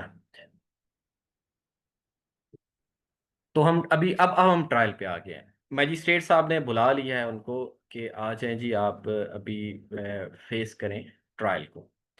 तो सबसे पहले अब क्या करना है, जिसे हम कहते हैं कि फर्द जुर्म लगाना. नहीं, फर्द जुर्म लगाने से पहले you have to inform the accused that this is something which the prosecution is intent to produce against you, which you are supposed to defend during the trial. तो फिर ऐसा क्या है जिसके थ्रू आप अक्यूज को you are enabling him to defend himself? Obviously you have to give him certain documents. ठीक है ना जी, you have to give him certain documents so that he may prepare himself. ताकि जब आप उसके ऊपर फर्दे जुर्म लगाएंगे, जिसको हम चार्ज कहेंगे, तो before framing of charge the magistrate और द कोर्ट ऑफ सेशन जो भी होगा, जो भी कोर्ट ट्रायल कोर्ट होगी, वो उसको सर्टेन डॉक्यूमेंट्स देगी. वो डॉक्यूमेंट्स यूजली मैजिस्ट्रेट की कोर्ट होगी तो उसमें वो विटनेसेस की स्टेटमेंट आईओ ने लिखी थी, जिसको हम 161 की स्टेटमेंट कहते हैं, जो मौके पे उसने लिखी थी, वो विटनेसेस, वो स्टेटमेंट, उनकी कॉपीज, अगर अक्यूज ने कोई कन्फेशन की है या विटनेसेस ने मैजिस्ट्रेट के सामने कोई अगर स्टेटमेंट रिकॉर्ड करवाई हैं तो उनकी कॉपीज। फिर आईओ वो जो प्लेस ऑफ अकरेंस पे गया था, उसको इंस्पेक्शन नोट कहते हैं, वो जो उसने प्लेस ऑफ अकरेंस को इंस्पेक्ट किया था, उसकी कॉपी वो प्रोवाइड करेगा। और उसके बाद ये तो मैजिस्ट्रेट के ट्रायल में इसको इंस्पेक्शन नोट कहते हैं। और अगर वो सेशन कोर्ट ट्रायल कर रही हो तो फिर उसको एफआईआर की कॉपी भी देंगे, और उसके साथ उसको जो ये फाइनल इन्वेस्टिगेशन रिपोर्ट जिसे हम चालान कह रहे हैं, इसकी कॉपी भी देंगे। अब ये डॉक्यूमेंट हैं, वैसे ये थ्रू केस लॉज अदालतों ने सेटल किया हुआ है कि अगर कोई वीडियो रिकॉर्डिंग है तो वीडियो भी क्योंकि डॉक्यूमेंट में आता है तो वो उसकी कॉपी भी अक्यूज को दीजिए। नूर मुकद्दम केस में ये क्वेश्चन हमारे सामने आया था, तो हमने कॉन्टेस्ट किया, ज़ाहिर प्रोसिक्यूशन थे तो हमने वो वीडियो देने से इनकार किया, और द केस, और नीचे सेशन कोर्ट से हमारे हक में डिसाइड भी हुआ ये पॉइंट, और ultimately it went to the high court and high court decided कि नहीं जी, वीडियो भी डॉक्यूमेंट है, you have to supply the copy. Okay, copies चली गई, और अब अक्यूज उनको एग्जामिन करके अब इस काबिल हो गया है कि वो फर्द जुर्म के टाइम अपने आप को क्लियरली कोई प्ली ले सकेगा। एटलीस्ट 7 डेज, मिनिमम 7 डेज का टाइम होगा, ज्यादा हो सकता है, एटलीस्ट 7 डेज। उसके बाद की डेट होगी और उस पर अक्यूज को बुलाया जाएगा, किस लिए? For framing of charge. So the magistrate are the court of session, they will frame the charge against accused. अब वो चार्ज है क्या? चार्ज क्या होता है? हाँ जी, charge is a statement of acquisition, a formal acquisition. अब ये जो वर्ड फॉर्मल है ना, इसके अंदर कोई 10-12 फॉर्मेलिटीज है, इनफैक्ट ये लिखी हुई है हमारे प्रोसीजर के अंदर, सेक्शन 221, 222, 223 के अंदर, कि वो उसके अंदर आप उसको स्पेसिफिकली बताएंगे, डेट क्या थी, टाइम क्या था, आपके पास वेपन कौन सा था, मोड और मैनर क्या था ऑफेंस का, किसके खिलाफ किया, कौन सा सेक्शन आप पे लगता है, उसकी सजा कितनी है, वो कौन से लॉ का है। तो ये फॉर्मेलिटी सारी पूरी करके you have to frame a charge, इसलिए इसको फॉर्मल एक्विजिशन हम कह रहे हैं। ठीक है जी, चार्ज फ्रेम हो गया। चार्ज फ्रेम होने के बाद कोर्ट 3 सवाल पूछती है उसे, have you heard the charge? सुन लिया है? Okay, yes. Have you understand the charge? समझ भी लिया? जी, समझ लिया। और फिर सवाल करती है, डू यू प्लीड गिल्टी? अब यस और नो उसका ऑप्शन है, इसको हम प्ली कहते हैं। ठीक है जी, तो इफ ही प्लीड्स गिल्टी तो सजा नहीं, मैंडेटरी नहीं है, दे सकते हैं। हाँ, छोटे मोटे ऑफेंस में दे भी देते हैं, बल्कि दे देते हैं। हीनियस ऑफेंस में अपेक्स कोर्ट्स के, सुपीरियर कोर्ट्स के ये डिसीजंस हैं, मर्डर है तो जी नहीं सजा। आप सिर्फ कन्फेशन उस स्टेज पे कर भी रहा है तो नहीं, proceed for trial, proper evidence record करें। भाई 100 वजह हो सकती है, वो किसी और को बचाने के लिए कन्फेशन कर रहा हो, कोई भी वजह हो सकती है, तो नहीं। हाँ, छोटा मोटा ऑफेंस है, ठीक है, सजा दें इसको। प्ली, ये वो उसका अपनी प्रेरोगेटिव है टू प्लीड गिल्टी और नॉट। इसके बाद क्या होगा? ही डिडंट प्लीड गिल्टी, तो फिर proceed for trial, recording of evidence. Recording of evidence कौन रिकॉर्ड? ओके, प्रोसिक्यूशन पहले रिकॉर्ड करेगी, पहले प्रोसिक्यूशन एविडेंस, क्योंकि this is the burden on prosecution ना, to prove his case beyond shadow of doubt up to hilt. So this is the duty, responsibility of the prosecution. ठीक है ना जी, तो इवन कन्फेशन हो भी, even then the prosecution has to stand on its own legs. ठीक है जी, तो अच्छा, फिर सवाल आता है आपका यहाँ पे, ये देखिए ना, है एक स्टेटमेंट रिकॉर्डिंग ऑफ एविडेंस, लेकिन इस पे मंथ बाय मंथ, सालों साल लग भी जाते हैं ट्रायल में, डिपेंडिंग अपॉन द एविडेंस, आपके रोल के ऊपर कि आप कितना एफिशिएंटली अपने क्लाइंट का केस वहां पे डील करते हैं, या जाते हैं सिर्फ तारीखें लेके आ जाते हैं। ठीक है ना जी, तो there are number of factors जो इन्वॉल्व होते हैं स्पीडी ट्रायल या लेथार्जिक और लेंथी ट्रायल में। तो अच्छा, किस ऑर्डर में, कौन सा गवाह पहले पेश करेंगे आप, नए नए जाएंगे, ये भी सवाल आपके माइंड में होंगे। पहले मैं आई विटनेस ले जाऊं, पहले मुद्दई को ले जाऊं, पहले तफ्तीशी अफीसर को ले जाऊं, या पुलिस वाला या फोरेंसिक का कोई और विटनेस है उसको ले जाऊं, ऑर्डर ऑफ एविडेंस। तो ऑर्डर ऑफ एविडेंस अब कानून शहादत आपका है, वहाँ 190 129 130 आर्टिकल बताते हैं जी। ये या तो लॉ डिटरमिन करता है या प्रैक्टिस डिटरमिन करती है। और प्रैक्टिस तो प्रोसिक्यूशन की मर्जी होती है कि कौन सा गवाह पहले पेश करना है, कौन सा बाद में पेश करना है। ठीक है जी। अच्छा, क्या गवाह सारे पेश करने हैं जो चालान में लिखे थे? नहीं, प्रोसिक्यूशन की मर्जी है। ठीक है जी, जो आप जरूरी समझते हैं टू प्रूव योर केस वो आप पेश करेंगे। अच्छा, कोई ऐसा विटनेस जो लग रहा था कि उसकी रेलिवेंसी थी और आपने नहीं पेश किया, तो अदालत में take a presumption against you कि शायद आपने कुछ छुपाया है अदालत से। 129 जी कानूनी शहादत आपके खिलाफ प्रिजम्पशन बन सकती है। तो कोशिश करेंगे आप कि आपके पास जितनी फेयर इन्वेस्टिगेशन के दौरान जितनी एविडेंस आई है which is relevant to the case and admissible to the, relevancy क्या होती है, एडमिजिबिलिटी क्या होती है, बड़ी लंबे टॉपिक्स हैं, फिर इस पे बात कभी फिर करेंगे। तो बहरहाल वो एविडेंस आपके पास जितनी आई है, ऑरल, डॉक्यूमेंट्री, मटेरियल, प्रोसिक्यूशन साबित वो पेश करेगी। और जो गवाह होंगे तो गवाहों को उसको एग्जामिन प्रोसिक्यूशन करवाएगी, उसको एग्जामिनेशन चीफ कहते हैं। उसके ऊपर डिफेंस को मौका मिलता है क्रॉस करने का, जिरा करने का। ठीक है, अब जिरा के स्टैंडर्ड्स क्या हैं वो अगेन इन डेप्थ, लाइक फिलहाल हम रोक रहे हैं खुद को। अच्छा, तो वो that is the right of the defence, वो अक्यूज का बड़ा प्रीशियस राइट होता है, you can not be deprived from this right, otherwise पूरे का पूरा ट्रायल विशिएट हो जाएगा, ये याद रखिएगा। अच्छा, एग्जामिनेशन होगी, गवाह हो गए, आप प्रोसिक्यूशन शहादत होगी, डिफेंस ने उसके ऊपर रिबट कर लिया, जिरा कर ली, फिर क्या?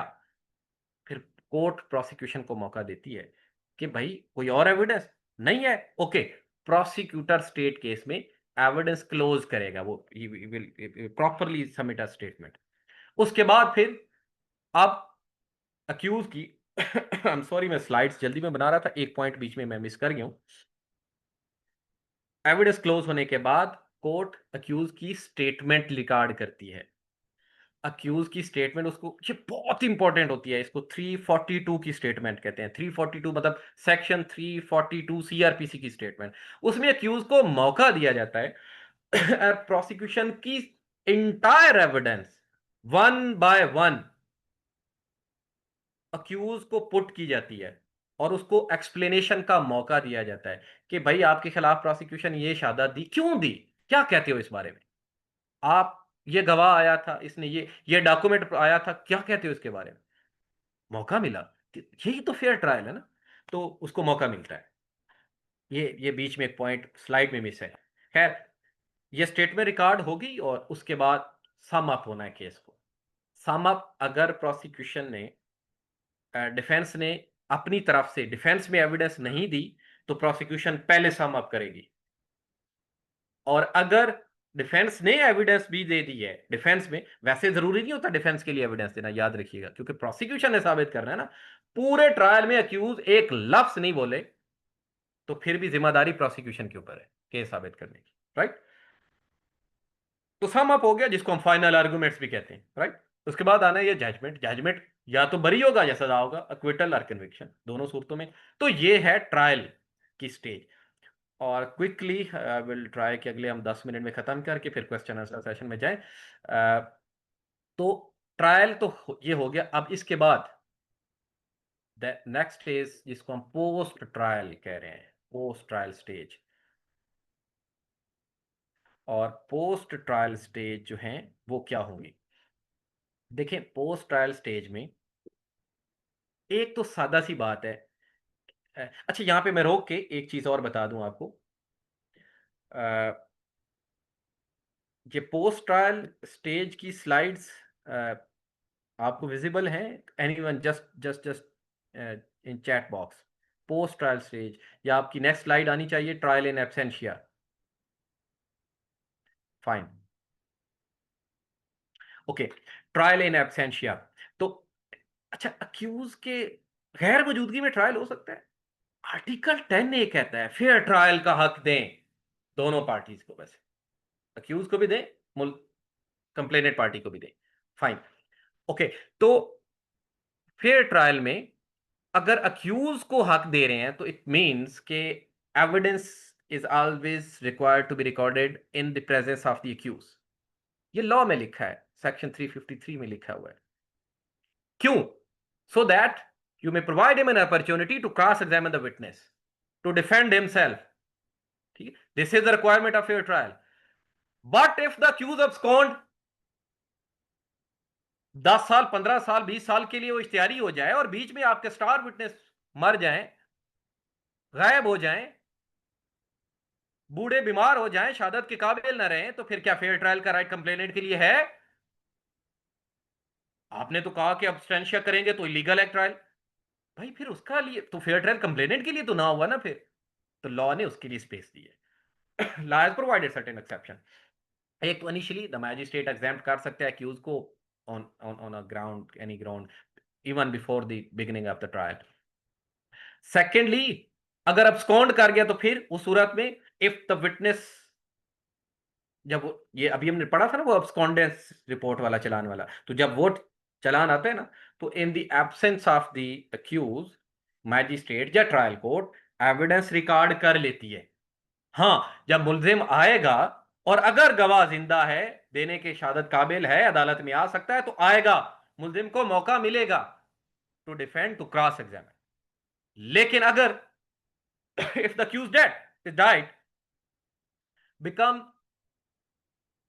Unable, incapable to give to record evidence, या टू डिसअपीयर,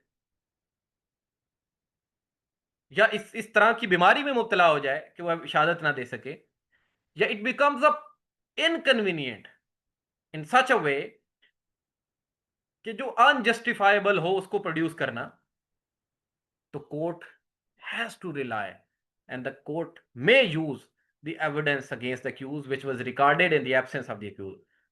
दूसरी सिचुएशन। तीसरी सिचुएशन, आप, मैं, 2-3 लोग हम इकट्ठे मुलजिम थे, तो ठीक है, मैं एप्लीकेशन देता हूं, मुझे ये वजूहात हैं जिसकी वजह से मैं नहीं आ सकता, मेरा वकील हर पेशी पे आता रहेगा, तो उसमें भी कोर्ट में allow that application and the trial में proceed in the presence of the other मतलब co-accused and in the presence of the pleader। ठीक है जी। अच्छा, अब आते हैं पोस्ट ट्रायल पे। और पोस्ट ट्रायल पे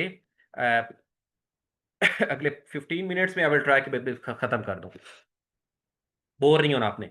अच्छा, तो सजा होगी, जजमेंट आई थी ना, ट्रायल कंक्लूड हो गया, जजमेंट आ गई, सजा होगी। अब ये पोस्ट ट्रायल शुरू होगा, उस सजा की एग्जीक्यूशन होनी है। पहले तो ये सजाएं हो कौन कौन सी हो सकती हैं जी? सेक्शन 54 है, 53 I guess, Pakistan penal code, तो उसके अंदर लिखी हुई है सजाएं कौन सी हो सकती हैं। किसास, eye for eye, ear for ear, ठीक है ना जी। तो किसास, खून का बदला खून से, एक तो वो होती है। दियत होती है। दियत क्या होती है? ब्लड मनी, मर्डर की सूरत में ब्लड मनी। कितनी होती है? ये लिखा हुआ लॉ में कि ये 30,630 gram of silver, 30,630 gram of silver की वैल्यू के बराबर हर साल फेडरल गवर्नमेंट जुलाई के अंदर एक नोटिफिकेशन निकालती है कि इतनी सिल्वर की इतनी वैल्यू होगी, जो कि ये लास्ट ईयर को 83 लाख के करीब थी। ये दियत। दूसरी सजा अर्श। अर्श क्या होता है? दियत का एक फिक्स अमाउंट, दियत का एक फिक्स अमाउंट, कंपनसेशन मनी है, ठीक, 5% दियत का, 10% दियत का। दमन फिक्स नहीं है, कोर्ट खुद डिटरमिन करती है कितना नुकसान हुआ अगले का। हाथ कटा या उंगली कटी, ठीक है, आप और मेरी उंगली पे काट लगे तो अदालत हो सकता है को 50,000 लाख कर ले। हाँ, एक पेंटर था, उसकी एक एक पेंटिंग मिलियंस में सेल होती थी, उसका बड़ा नुकसान हुआ, अब उसकी उंगली कटने की वजह से वो पेंटिंग नहीं कर सकता, तो अमाउंट कोर्ट डिटरमिन करेगी जो शायद बहुत ज्यादा हो, मिलियंस में हो। धमन। डेथ सेंटेंस हमें पता, हाँ, डेथ सेंटेंस हर मुल्क में मुख्तलिफ तरीकों से दिया, कहीं करंट लगा के, कहीं पॉइजन के जरिए, कहीं सीधा शॉर्ट करके। हमारे यहाँ है hanging by neck till the death. Life imprisonment कितनी होती है? 25 साल के बराबर। ये सवाल ना आया आपका कि जी ये दिन रात गिने जाते हैं कि नहीं, कोई दिन रात नहीं गिने जाते। 25 साल मतलब 25 साल। फिर आपके माइंड में आएगा जी हमने तो देखा है लोगों को 15 16 17 14 12 साल के अंदर वो बाहर आ जाते हैं, तो कैसे? वो रमिशंस होती हैं, माफियां होती हैं जिसकी वजह से आते हैं। दिन रात नहीं गिने जाते, अलग अलग नहीं गिने जाते, रिमेंबर। उसके अलावा अदर इम्प्रिजनमेंट, एक सादा इम्प्रिजनमेंट, एक वो रिग्रेस जिसे हम कहते हैं बामुशक्कत। एक जमाने में आपने फिल्मों में देखा होगा चक्की होती थी, वो बामुशक्कत होती थी। आजकल हर बड़ी बड़ी जेल के अंदर एक फैक्ट्री लगी हुई है, जिसको जो काम आता है, जो हुनर आता है, उसके मुताबिक वही उससे मुशक्कत ली जाती है, ताकि फायदा भी हो उसका भी, उसके पैसे भी मिलते हैं, प्रॉपर मुआवजा मिलता है। आई होप कि आपका किसी का एक्सपीरियंस ना हुआ हो। फाइन कोर्ट डिटरमिन करती है, लिमिट लॉ में नहीं होती। हाँ, कुछ ऑफेंसेस हैं जिसमें लिमिट लिखी हुई है, अदरवाइज कोर्ट डिटरमिन करती है। हाँ, but it shall not be excessive. For feature of property, property जब्त हो जाना, और हदूद ऑर्डिनेंस में कोड़े मारने वाली, जो कि प्रैक्टिकल नहीं होती। तो ये सजाएं होती हैं जो कि अदालत, मतलब उनकी एग्जीक्यूशन होती है, और जितनी है वो जेल के अंदर। उसके बाद जो सेकंड पोस्ट ट्रायल में सजाओं से, अच्छा ये इसको हम कुछ करेक्शंस कहते हैं, मतलब जरूरी नहीं क्या एक हर बंदे को आपने सजा ही सजा देनी है। तो एक और भी मोड है जिसमें सजाओं के हवाले से पेरोल का आपने सुना होगा, कि जिसमें when an accused serve a certain period of time in jail, या in sentence and some portion, आखिर में जाके last portion of his sentence, that the government may decide to release him for community service. ठीक है, ताकि वो री integrate हो जाए सोसाइटी के अंदर, और वो एक गुड सिटीजन हम उसको बना सकें, एक्सेट्रा एक्सेट्रा। इस पे good conduct prisoners probation release act 1936 26 का है, और 27 के रूल्स हैं जिसके तहत ये पेरोल और प्रोबेशन का कंसेप्ट चलता है। कौन करता है इसकी अथॉरिटी? ये अदालत का काम नहीं, अदालत का काम खत्म। सजा जजा जब जजमेंट आ गई उसके बाद खत्म। तो ये गवर्नमेंट, होम सेक्रेटरी हर प्रोविंस के अंदर, या फेडरल में इंटीरियर सेक्रेटरी, उसके इख्तियारात में होता है। आजकल सुना होगा आपने एक कैदी के बारे में कि जी गवर्नमेंट डिसाइड करे और उसको पे रोल पे छोड़े, और लाइक आपने वो बातें सुनी है। तो वो गवर्नमेंट का प्रेरोगेटिव होता है कि रिलीज करना है या नहीं करना। वो प्रिजनर खुद एप्लीकेशन दे सकता है, उसकी फैमिली दे सकती है, सुप्रिटेंडेंट ऑफ जेल वो रिकमेंड कर सकता है, गवर्नमेंट खुद से कर सकती है। तो एक इसके अलावा एक और तरीका जिसको प्रोबेशन कहते हैं। पेरोल, प्रोबेशन क्या होता है? पेरोल पे तो है ना, कुछ अरसा जेल में रहे, कुछ सजा आपकी रिलीज उसके बाद हो गए। प्रोबेशन जो है उसमें ये एक जुडिशियल फोरम, ये अदालत ही देती है। अब छोटा सेंटेंस था, माइनर था, फर्स्ट ऑफेंडर है, जुवेनाइल हैं, तो बजाय आपको जेल के अंदर भेज के आपको मजीद हार्डन क्रिमिनल बनाने के, तो कोर्ट ये डिसाइड करती है कि जी नहीं, आप इसको, प्रोबेशन ऑफिसर हर जिले के अंदर होता है, अब तहसीलों में भी होते हैं, असिस्टेंट डायरेक्टर लेवल का बंदा होता है, या तो वो अ, उसकी सुपरविजन में रिलीज कर देते हैं with certain condition, imposing certain condition. और वो हर 7 दिन के बाद या हर 14 डेज के बाद प्रोबेशन ऑफिसर के पास अटेंडेंस लगाता है, अपने गुड कंडक्ट की रिपोर्ट सबमिट करता है। वो एक पैरामीटर प्रोबेशन ऑफिसर ने सेट किए होते हैं, वो उसके मुताबिक ही is suppose to behave and like. और वो प्रोबेशन ऑफिसर कोर्ट में फिर रिपोर्ट सबमिट करता रहता है पीरियोडिक, जितनी सजा, मतलब साल के लिए 6 महीने के, वैसे साल से ज्यादा प्रोबेशन नहीं होती, साल की होती। ठीक है जी, 6 महीने की हो सकती है, 3 महीने की हो सकती है, लेकिन मैक्सिमम एक, इट में अप टू फॉर 1 ईयर। तो ये प्रोबेशन। अच्छा, पोस्ट ट्रायल में, अच्छा ये तो सजाओं की बात थी ना, लेकिन क्या और फोरम है? Yes, there is a forum, forum of appeal कर सकते हैं। अपील कहां पे? मैजिस्ट्रेट के फैसले के खिलाफ, जैसे इनमें असिस्टेंट सेशन जजेस होते हैं, उनके डिसीजन के खिलाफ you have the right to file an appeal to the court of session. ठीक है जी, कोर्ट ऑफ सेशन सुनेगा, कोर्ट ऑफ सेशन, या वो किसी एडिशनल सेशन जज को, सेशन जज खुद या किसी एडिशनल सेशन जज को भेज देगा। किन पॉइंट्स पे हो सकती है? फैक्ट पे भी हो सकती है, लॉ पे भी हो सकती है appeal.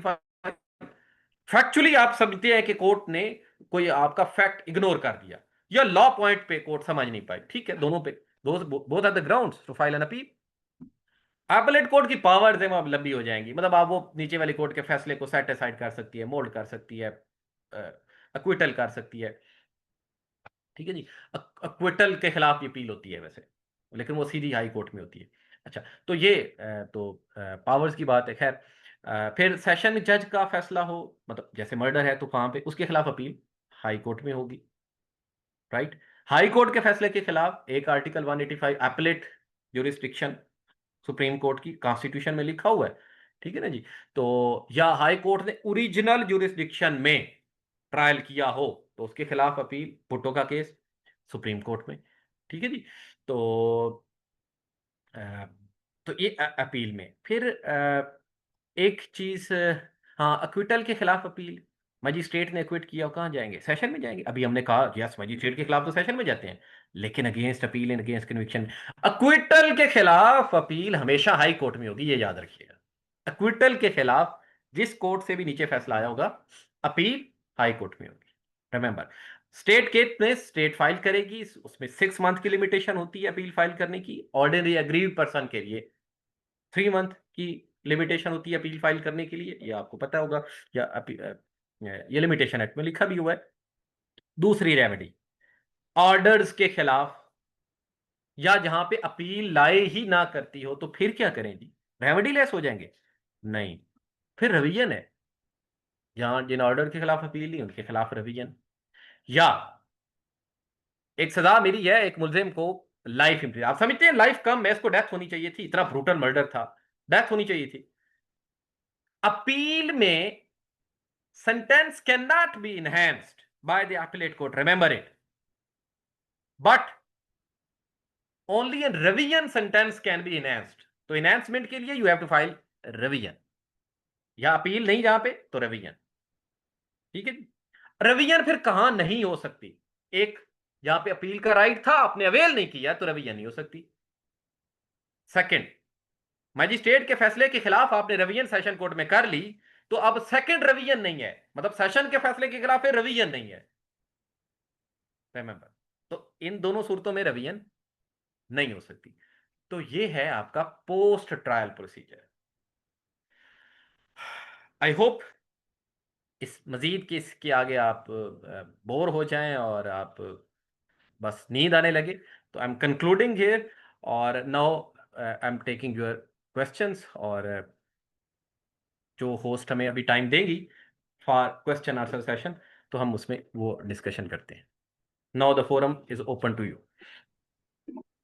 So first of all, thank you, sir, for such an insightful session and discussion. So I will be taking your questions. You can write your question in a chat box and I will ask from the sir. You're not supposed to turn on your mic. So if you have any queries or questions, you can write in a chat box.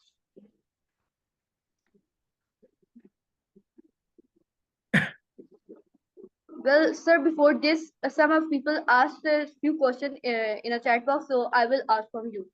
So first question Okay. is from Moiser Rahman. Whether a judge can at once give a 15 days demand?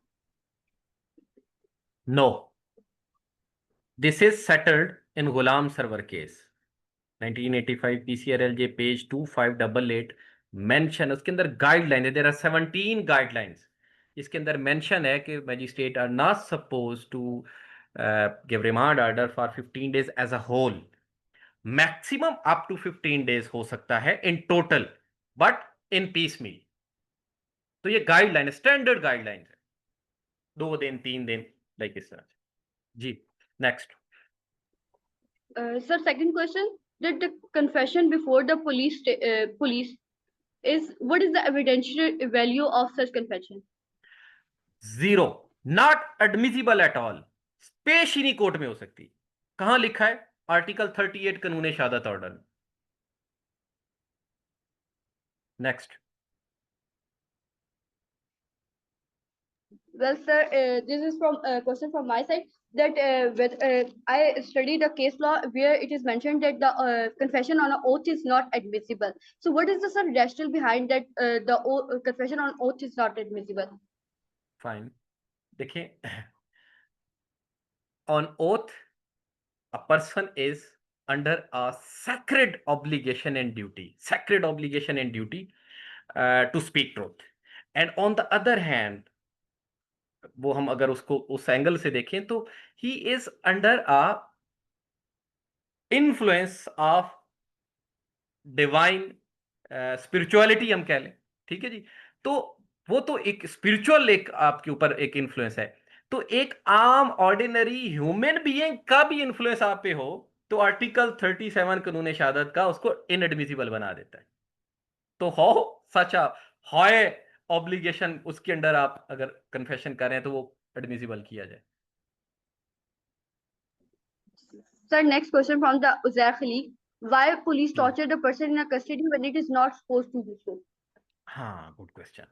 देखिए, if you से before the police that I have murder mister A, this is inadmissible.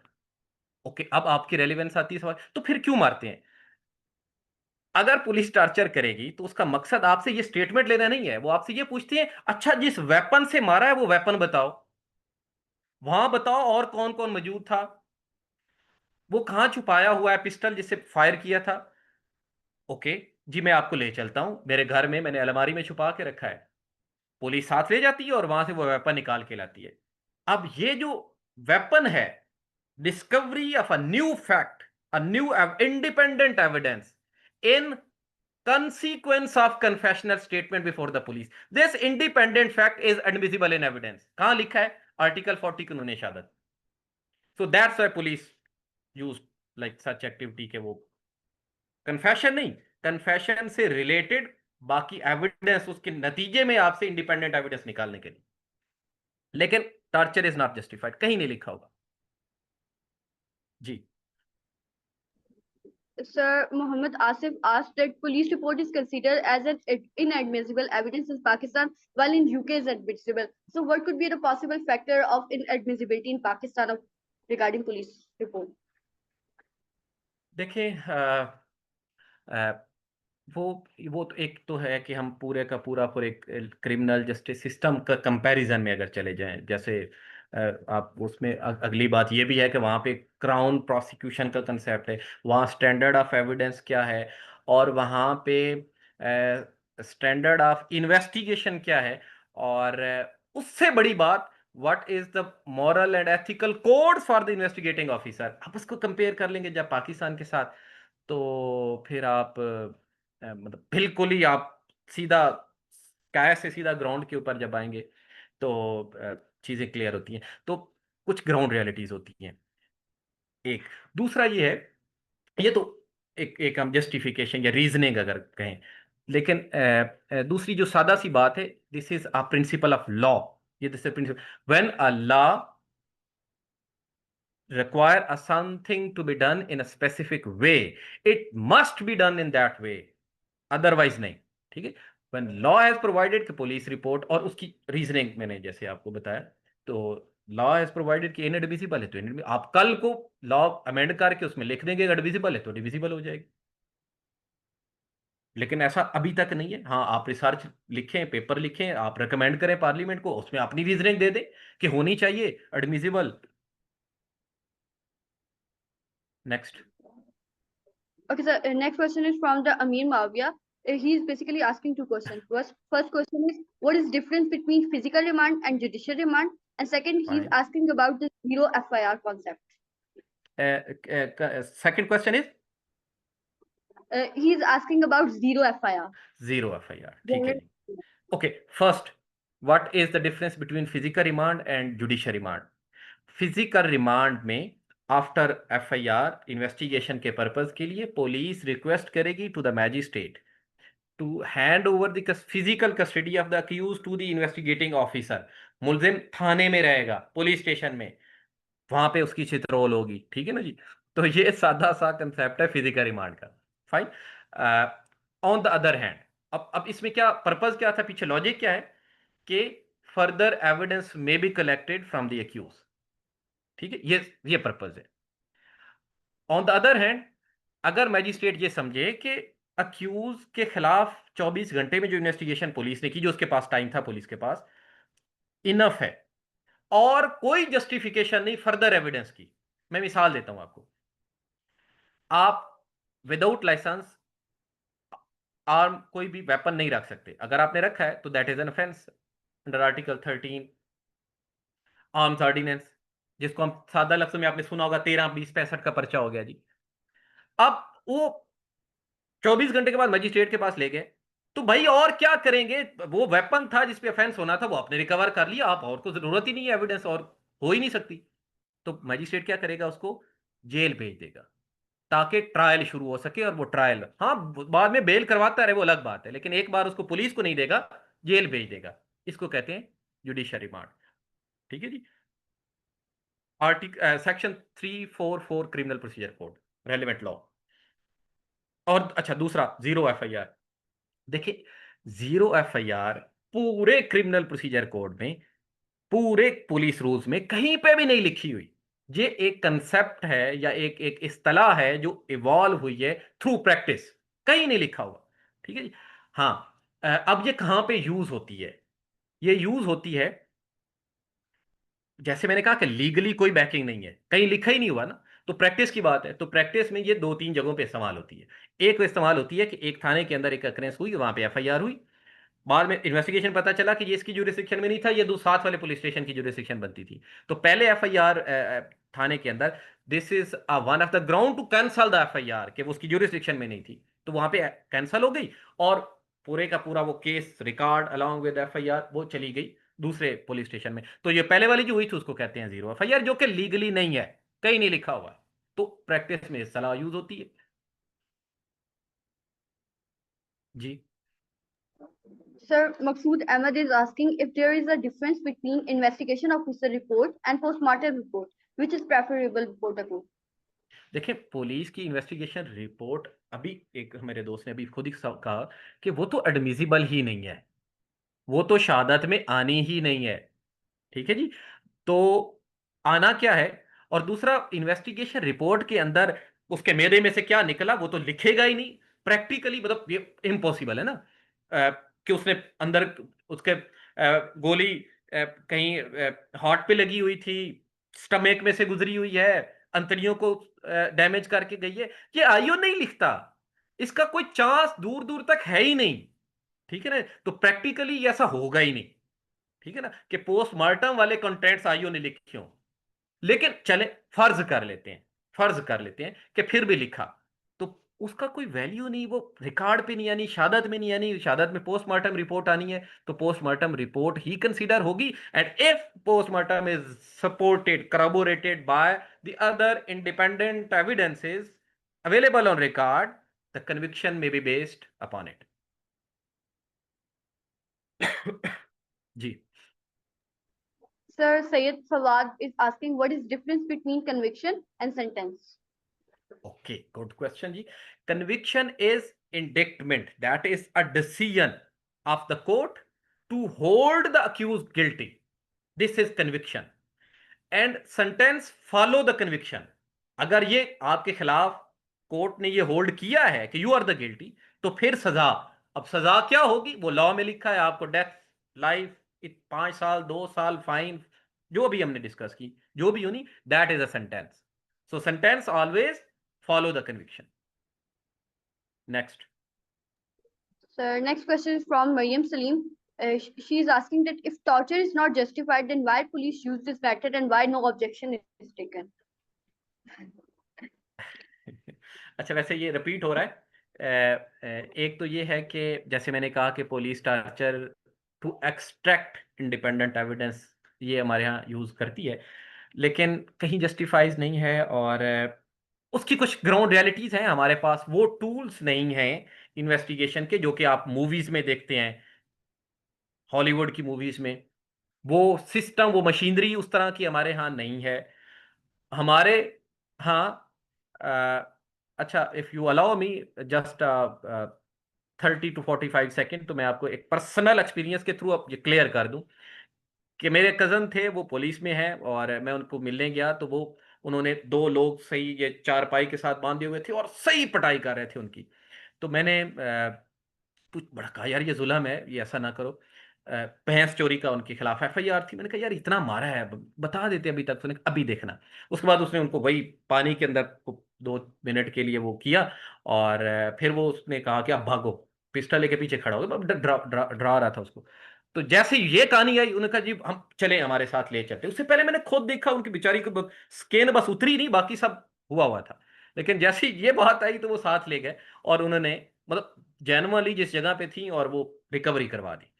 मतलब हमारी police को हम, ठीक है आप criticise करें, लेकिन कम्युनिटी किससे निकल रही है हमारी पुलिस, और किस कम्युनिटी से डील कर रही है हमारी पुलिस, ये भी आपको ध्यान में रखना पड़ेगा। तो जब ऐसे मुल्जिम होंगे तो पुलिस भी ऐसे होगी, जैसे हम वैसे हमारी पुलिस। तो जस्टिफिकेशन सिर्फ वो एक्सट्रैक्ट करने के लिए, और otherwise there is no justification for torture. Next.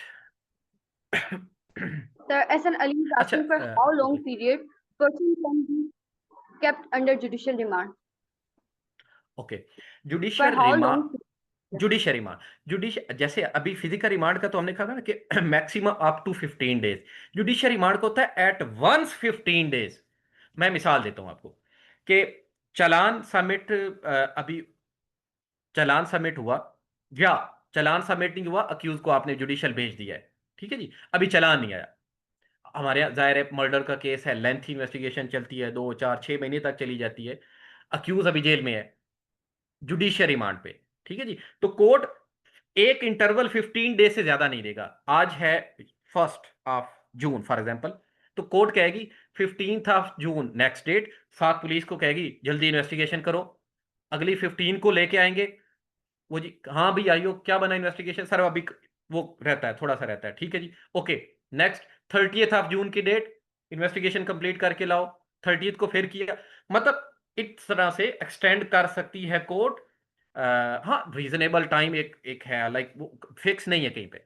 तो उसके बाद कोर्ट जो है वो मजिस्ट्रेट जो है वो अप्राइज करे, वो लिखेगा सेशन जज को, उधर एसएसपी इन्वेस्टिगेशन को या डीपीओ को, उस आईओ के खिलाफ एक्शन ले जी, ये अभी तक नहीं रिपोर्ट सबमिट कर रहा, या उसके बाद बेल ले ले, ठीक है, बेल ली जा सकती है, लेकिन there is no upper limit.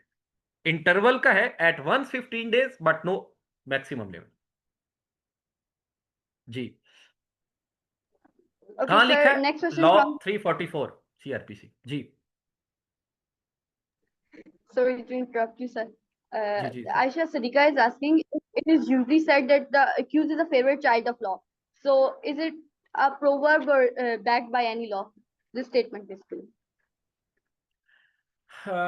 It is held by the courts in various case laws, and the statement which is in fact uh, opt itself as a principle of law, and it is used by the court as a principle of law, so we say it as a principle of law, legal principle, not only a saying or like proverb. It's a principle, a legal principle, uh, or yes.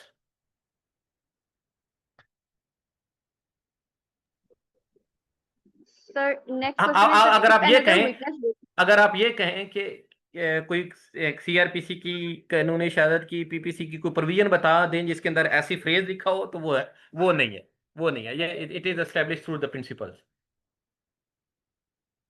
Ji. Sir, इसके पीछे basically ये rational भी हो सकता है ना कि हमारा जो सारा लॉ है वो बेसिक इस पे कर रहा है कि अक्यूज को कैसे बेनिफिट दिया जाए। अगर अक्यूज ने ये किया तो उसको ये पनिशमेंट होगी, ये किया तो उसको ये पनिशमेंट नहीं होगी। तो इस लिहाज से भी हम कह सकते हैं कि जो अक्यूज है वो फेवरेट चाइल्ड ऑफ लॉ है, क्योंकि लॉ उस पे बेस कर रहा है। वो विक्टिम को कहीं पे विक्टिम की बात नहीं करता, वो अक्यूज की बात करता है नहीं, ऐसा मोस्ट नहीं ऑफ है, द टाइम। नहीं ऐसा नहीं है। क्योंकि sir benefit of doubt discuss हो रहा है। बेनिफिट ऑफ डाउट अक्यूज को देखें, अच्छा ये सिर्फ लीगल नहीं है। हजरत उमर फारूक अलैहिस्सलाम का वो सेइंग और उनका वो हुआ, वो आपने सबने सुना होगा, जिसमें उन्होंने ये कहा था कि मुझसे अगर 99, जो बल्कि मेरे ख्याल 100 की बात है, कि वो अगर बेगुनाह लोग, जो गुनहगार लोग हैं, अगर वो आज़ाद हो जाएं मेरी गलती, मिस जजमेंट की वजह से, तो मुझे उसका कोई मलाल नहीं है। हाँ, अगर एक बेगुनाह भी गलत सजा मुझसे हो जाए, तो मैं उसके लिए शायद पकड़ा जाऊं। तो ये तो एक इस्लामिक बैकिंग भी इस प्रिंसिपल को बैक करती है। देखिए, एक होता है बर्डन ऑफ प्रूफ, एक होता है स्टैंडर्ड ऑफ प्रूफ, ये दो अलग अलग चीजें हैं। आप आई होप कि आप ये जानते होंगे। तो स्टैंडर्ड ऑफ प्रूफ जो है वो डिटरमिन करता है कि ऑब्वियसली नेचर ऑफ ऑफेंस और नेचर ऑफ लॉ कैसा होगा, जिसमें और कौन किस तरह की एविडेंस होगी, जो साबित। अब देखिए ना, हदूद केसेस के अंदर स्टैंडर्ड ऑफ प्रूफ क्या है, ताज़ीर में स्टैंडर्ड ऑफ प्रूफ क्या है। तो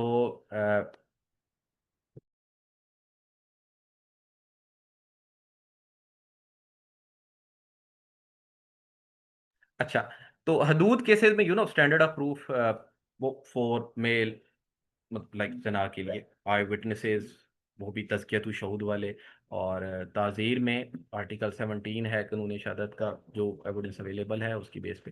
तो I guess this is a golden principle keeping in view. जाहिर है आपने देखिए ना, on the other hand article 9, article 15 constitution, fundamental rights हैं आपके, right to life, right to freedom. And if you are depriving such a fundamental rights to someone, so you need extraordinary evidence, standard of proof. ठीक है ना? तो this is in fact the requirement of I guess justice. The accused should be favorite child of law. Okay. Sir, Excuse next me just question 10 is seconds. Excuse me just 10 okay. seconds. Just 10 seconds.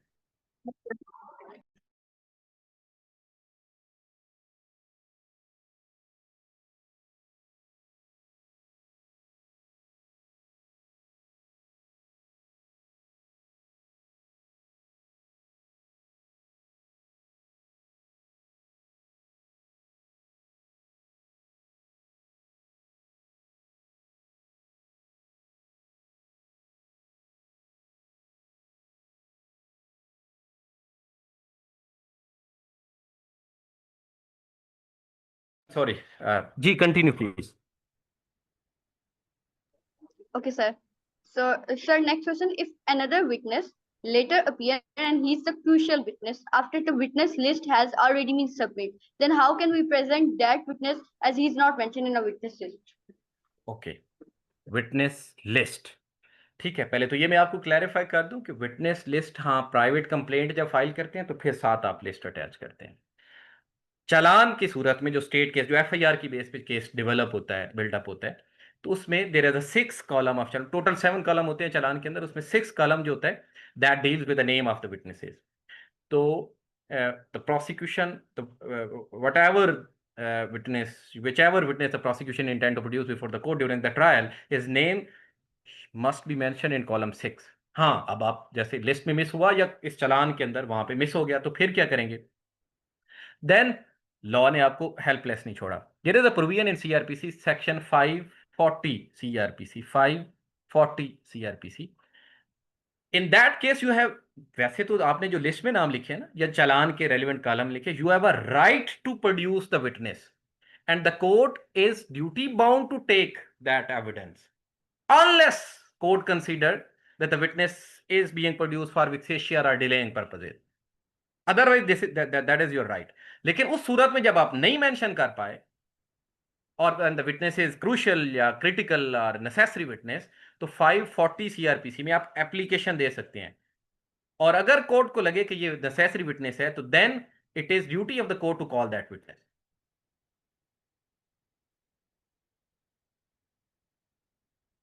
ठीक है जी, court खुद से भी बुला सकती है, जरूरी नहीं एप्लीकेशन। कोर्ट को लगता है कि ये विटनेस रिकॉर्ड पढ़ने में, एविडेंस के दौरान किसी भी स्टेज पे कोर्ट खुद भी कॉल कर सकती है अंडर 540, या आप एप्लीकेशन भी दे सकते हैं। जी, I hope I made my point.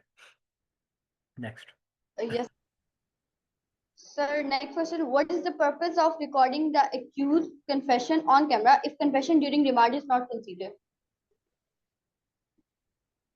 I am sorry, थोड़ी सी इंटरप्शन हुई है, रिपीट कीजिएगा। Sir, what is the purpose of recording the accused confession in camera, on camera basically, if confession during remand is not considered? If during remand is not considered, देखें फिर stage, इस सवाल में ambiguity ये है कि फिर ऑन कैमरा, मतलब ऑन कैमरा से या इन कैमरा आप कह रहे हैं? इन कैमरा अगर है तो इन कैमरा, तो अच्छा ठीक है। आई गेस जो ड्यूरिंग लेक्चर मैंने जो कहा कि कोर्ट में रिकॉर्ड होगी, बाकी पुलिस वालों को निकाल देंगे, और ये नहीं, वो that doesn't mean in camera, that doesn't mean in camera. वो सिर्फ ये होता है कि कंप्लेनेंट अक्यूज के ऊपर कोई इन्फ्लुएंस ना रहे। Court is basically trying to satisfy itself that the witness, the accused is recording his confession with his free will, without duress undue influence, pressure, threat, ठीक है ना जी। तो इसलिए कोर्ट पुलिस वालों को वो हटा देती है, अनवांटेड पर्सन को निकाल देती है, ये इंप्रेशन रिपेल करने के लिए कि there was any sort of pressure, ठीक है। वैसे अदरवाइज वो इन कैमरा कन्फेशन नहीं होती। हाँ, अक्यूज रिक्वेस्ट करे तो कोर्ट इन कैमरा भी रिकॉर्ड कर सकती है, कोर्ट इन कैमरा भी रिकॉर्ड कर सकती है।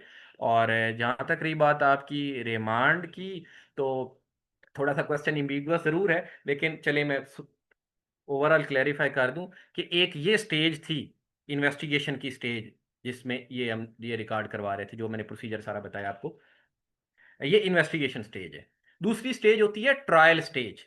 ट्रायल की स्टेज में वो याद होगा, हमने अभी चार्ज की बात की, चार्ज के बाद प्ली पूछा जाता है, डू यू प्लीड गिल्टी, वो सेकंड स्टेज है ट्रायल में। वहां पे अक्यूज फिर से कन्फेशन कर सकता है। ट्रायल में उस स्टेज पे नहीं भी करता, कोई एक दो विटनेस रिकॉर्ड हो गए, फिर उसका जमीर जागा जी अब मैंने कन्फेशन करनी, कोई लिमिट नहीं है, उस स्टेज पे भी कर सकता है जी।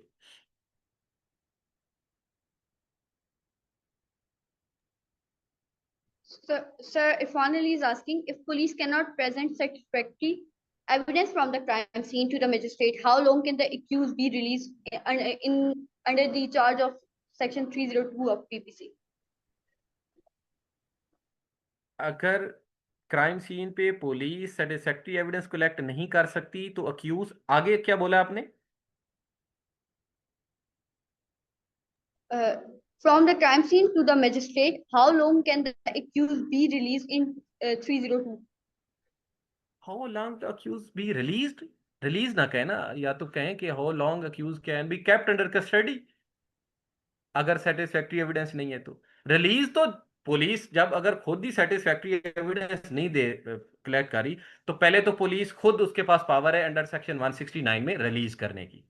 सेकंड, खुद नहीं करती पुलिस, मजिस्ट्रेट के सामने प्रोड्यूस करती है, किस लिए? To seek further custody.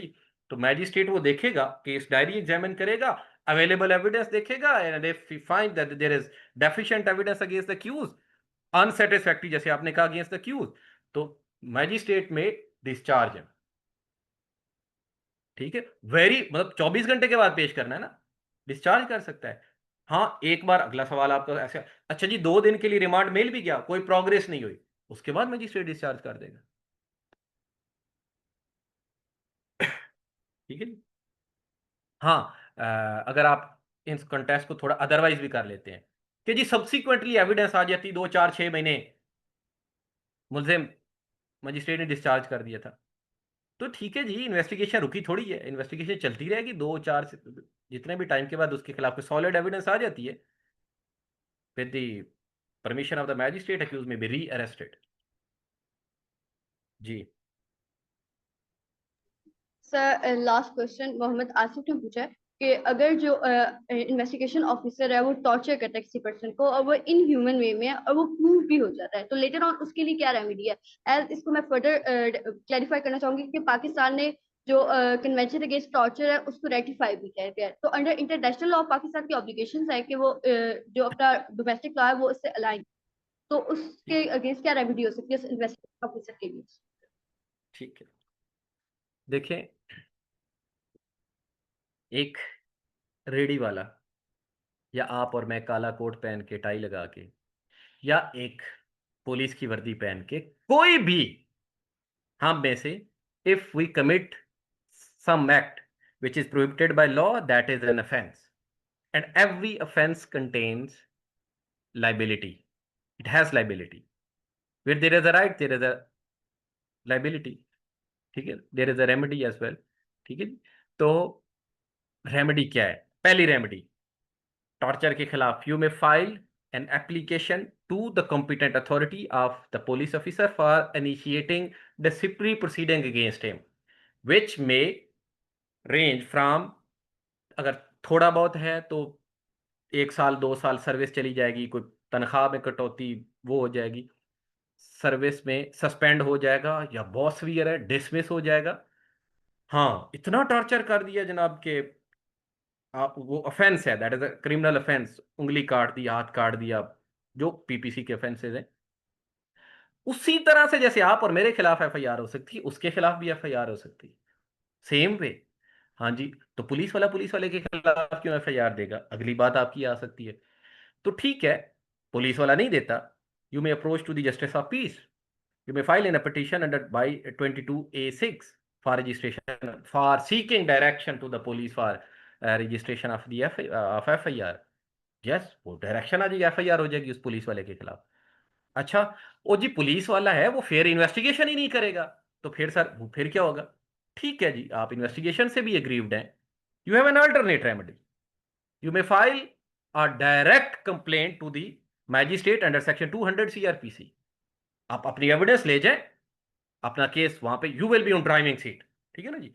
Case plead करें, उसी तरह फर्दर जुर्म लगेगी, एविडेंस होगी, साबित हो गया, सजा हो जाएगी पुलिस वाले को, ठीक है जी।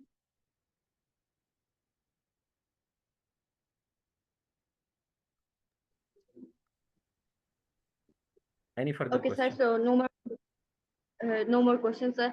So I would like to thank you for joining us for today's session and for giving us a time from your precious time. And also we Welcome. appreciate your time and sharing your knowledge with us today. So, sir, I would like to call the head of division of awareness and advocacy, Asma Jawad, to give his remarks. Thank you. Assalamu alaikum everyone. Thank you so much, sir, for joining and giving us your valuable time. You actually elaborated very well the questions and you gave a lot of time, that is nearly 2 hours. So thank you so much for your time. We are very much obliged by that. And thank you so much for all the participants for joining. You all will get the certificates if you have filled the attendance form. Thank you so much, sir, again. Welcome. My pleasure. Allah Hafiz.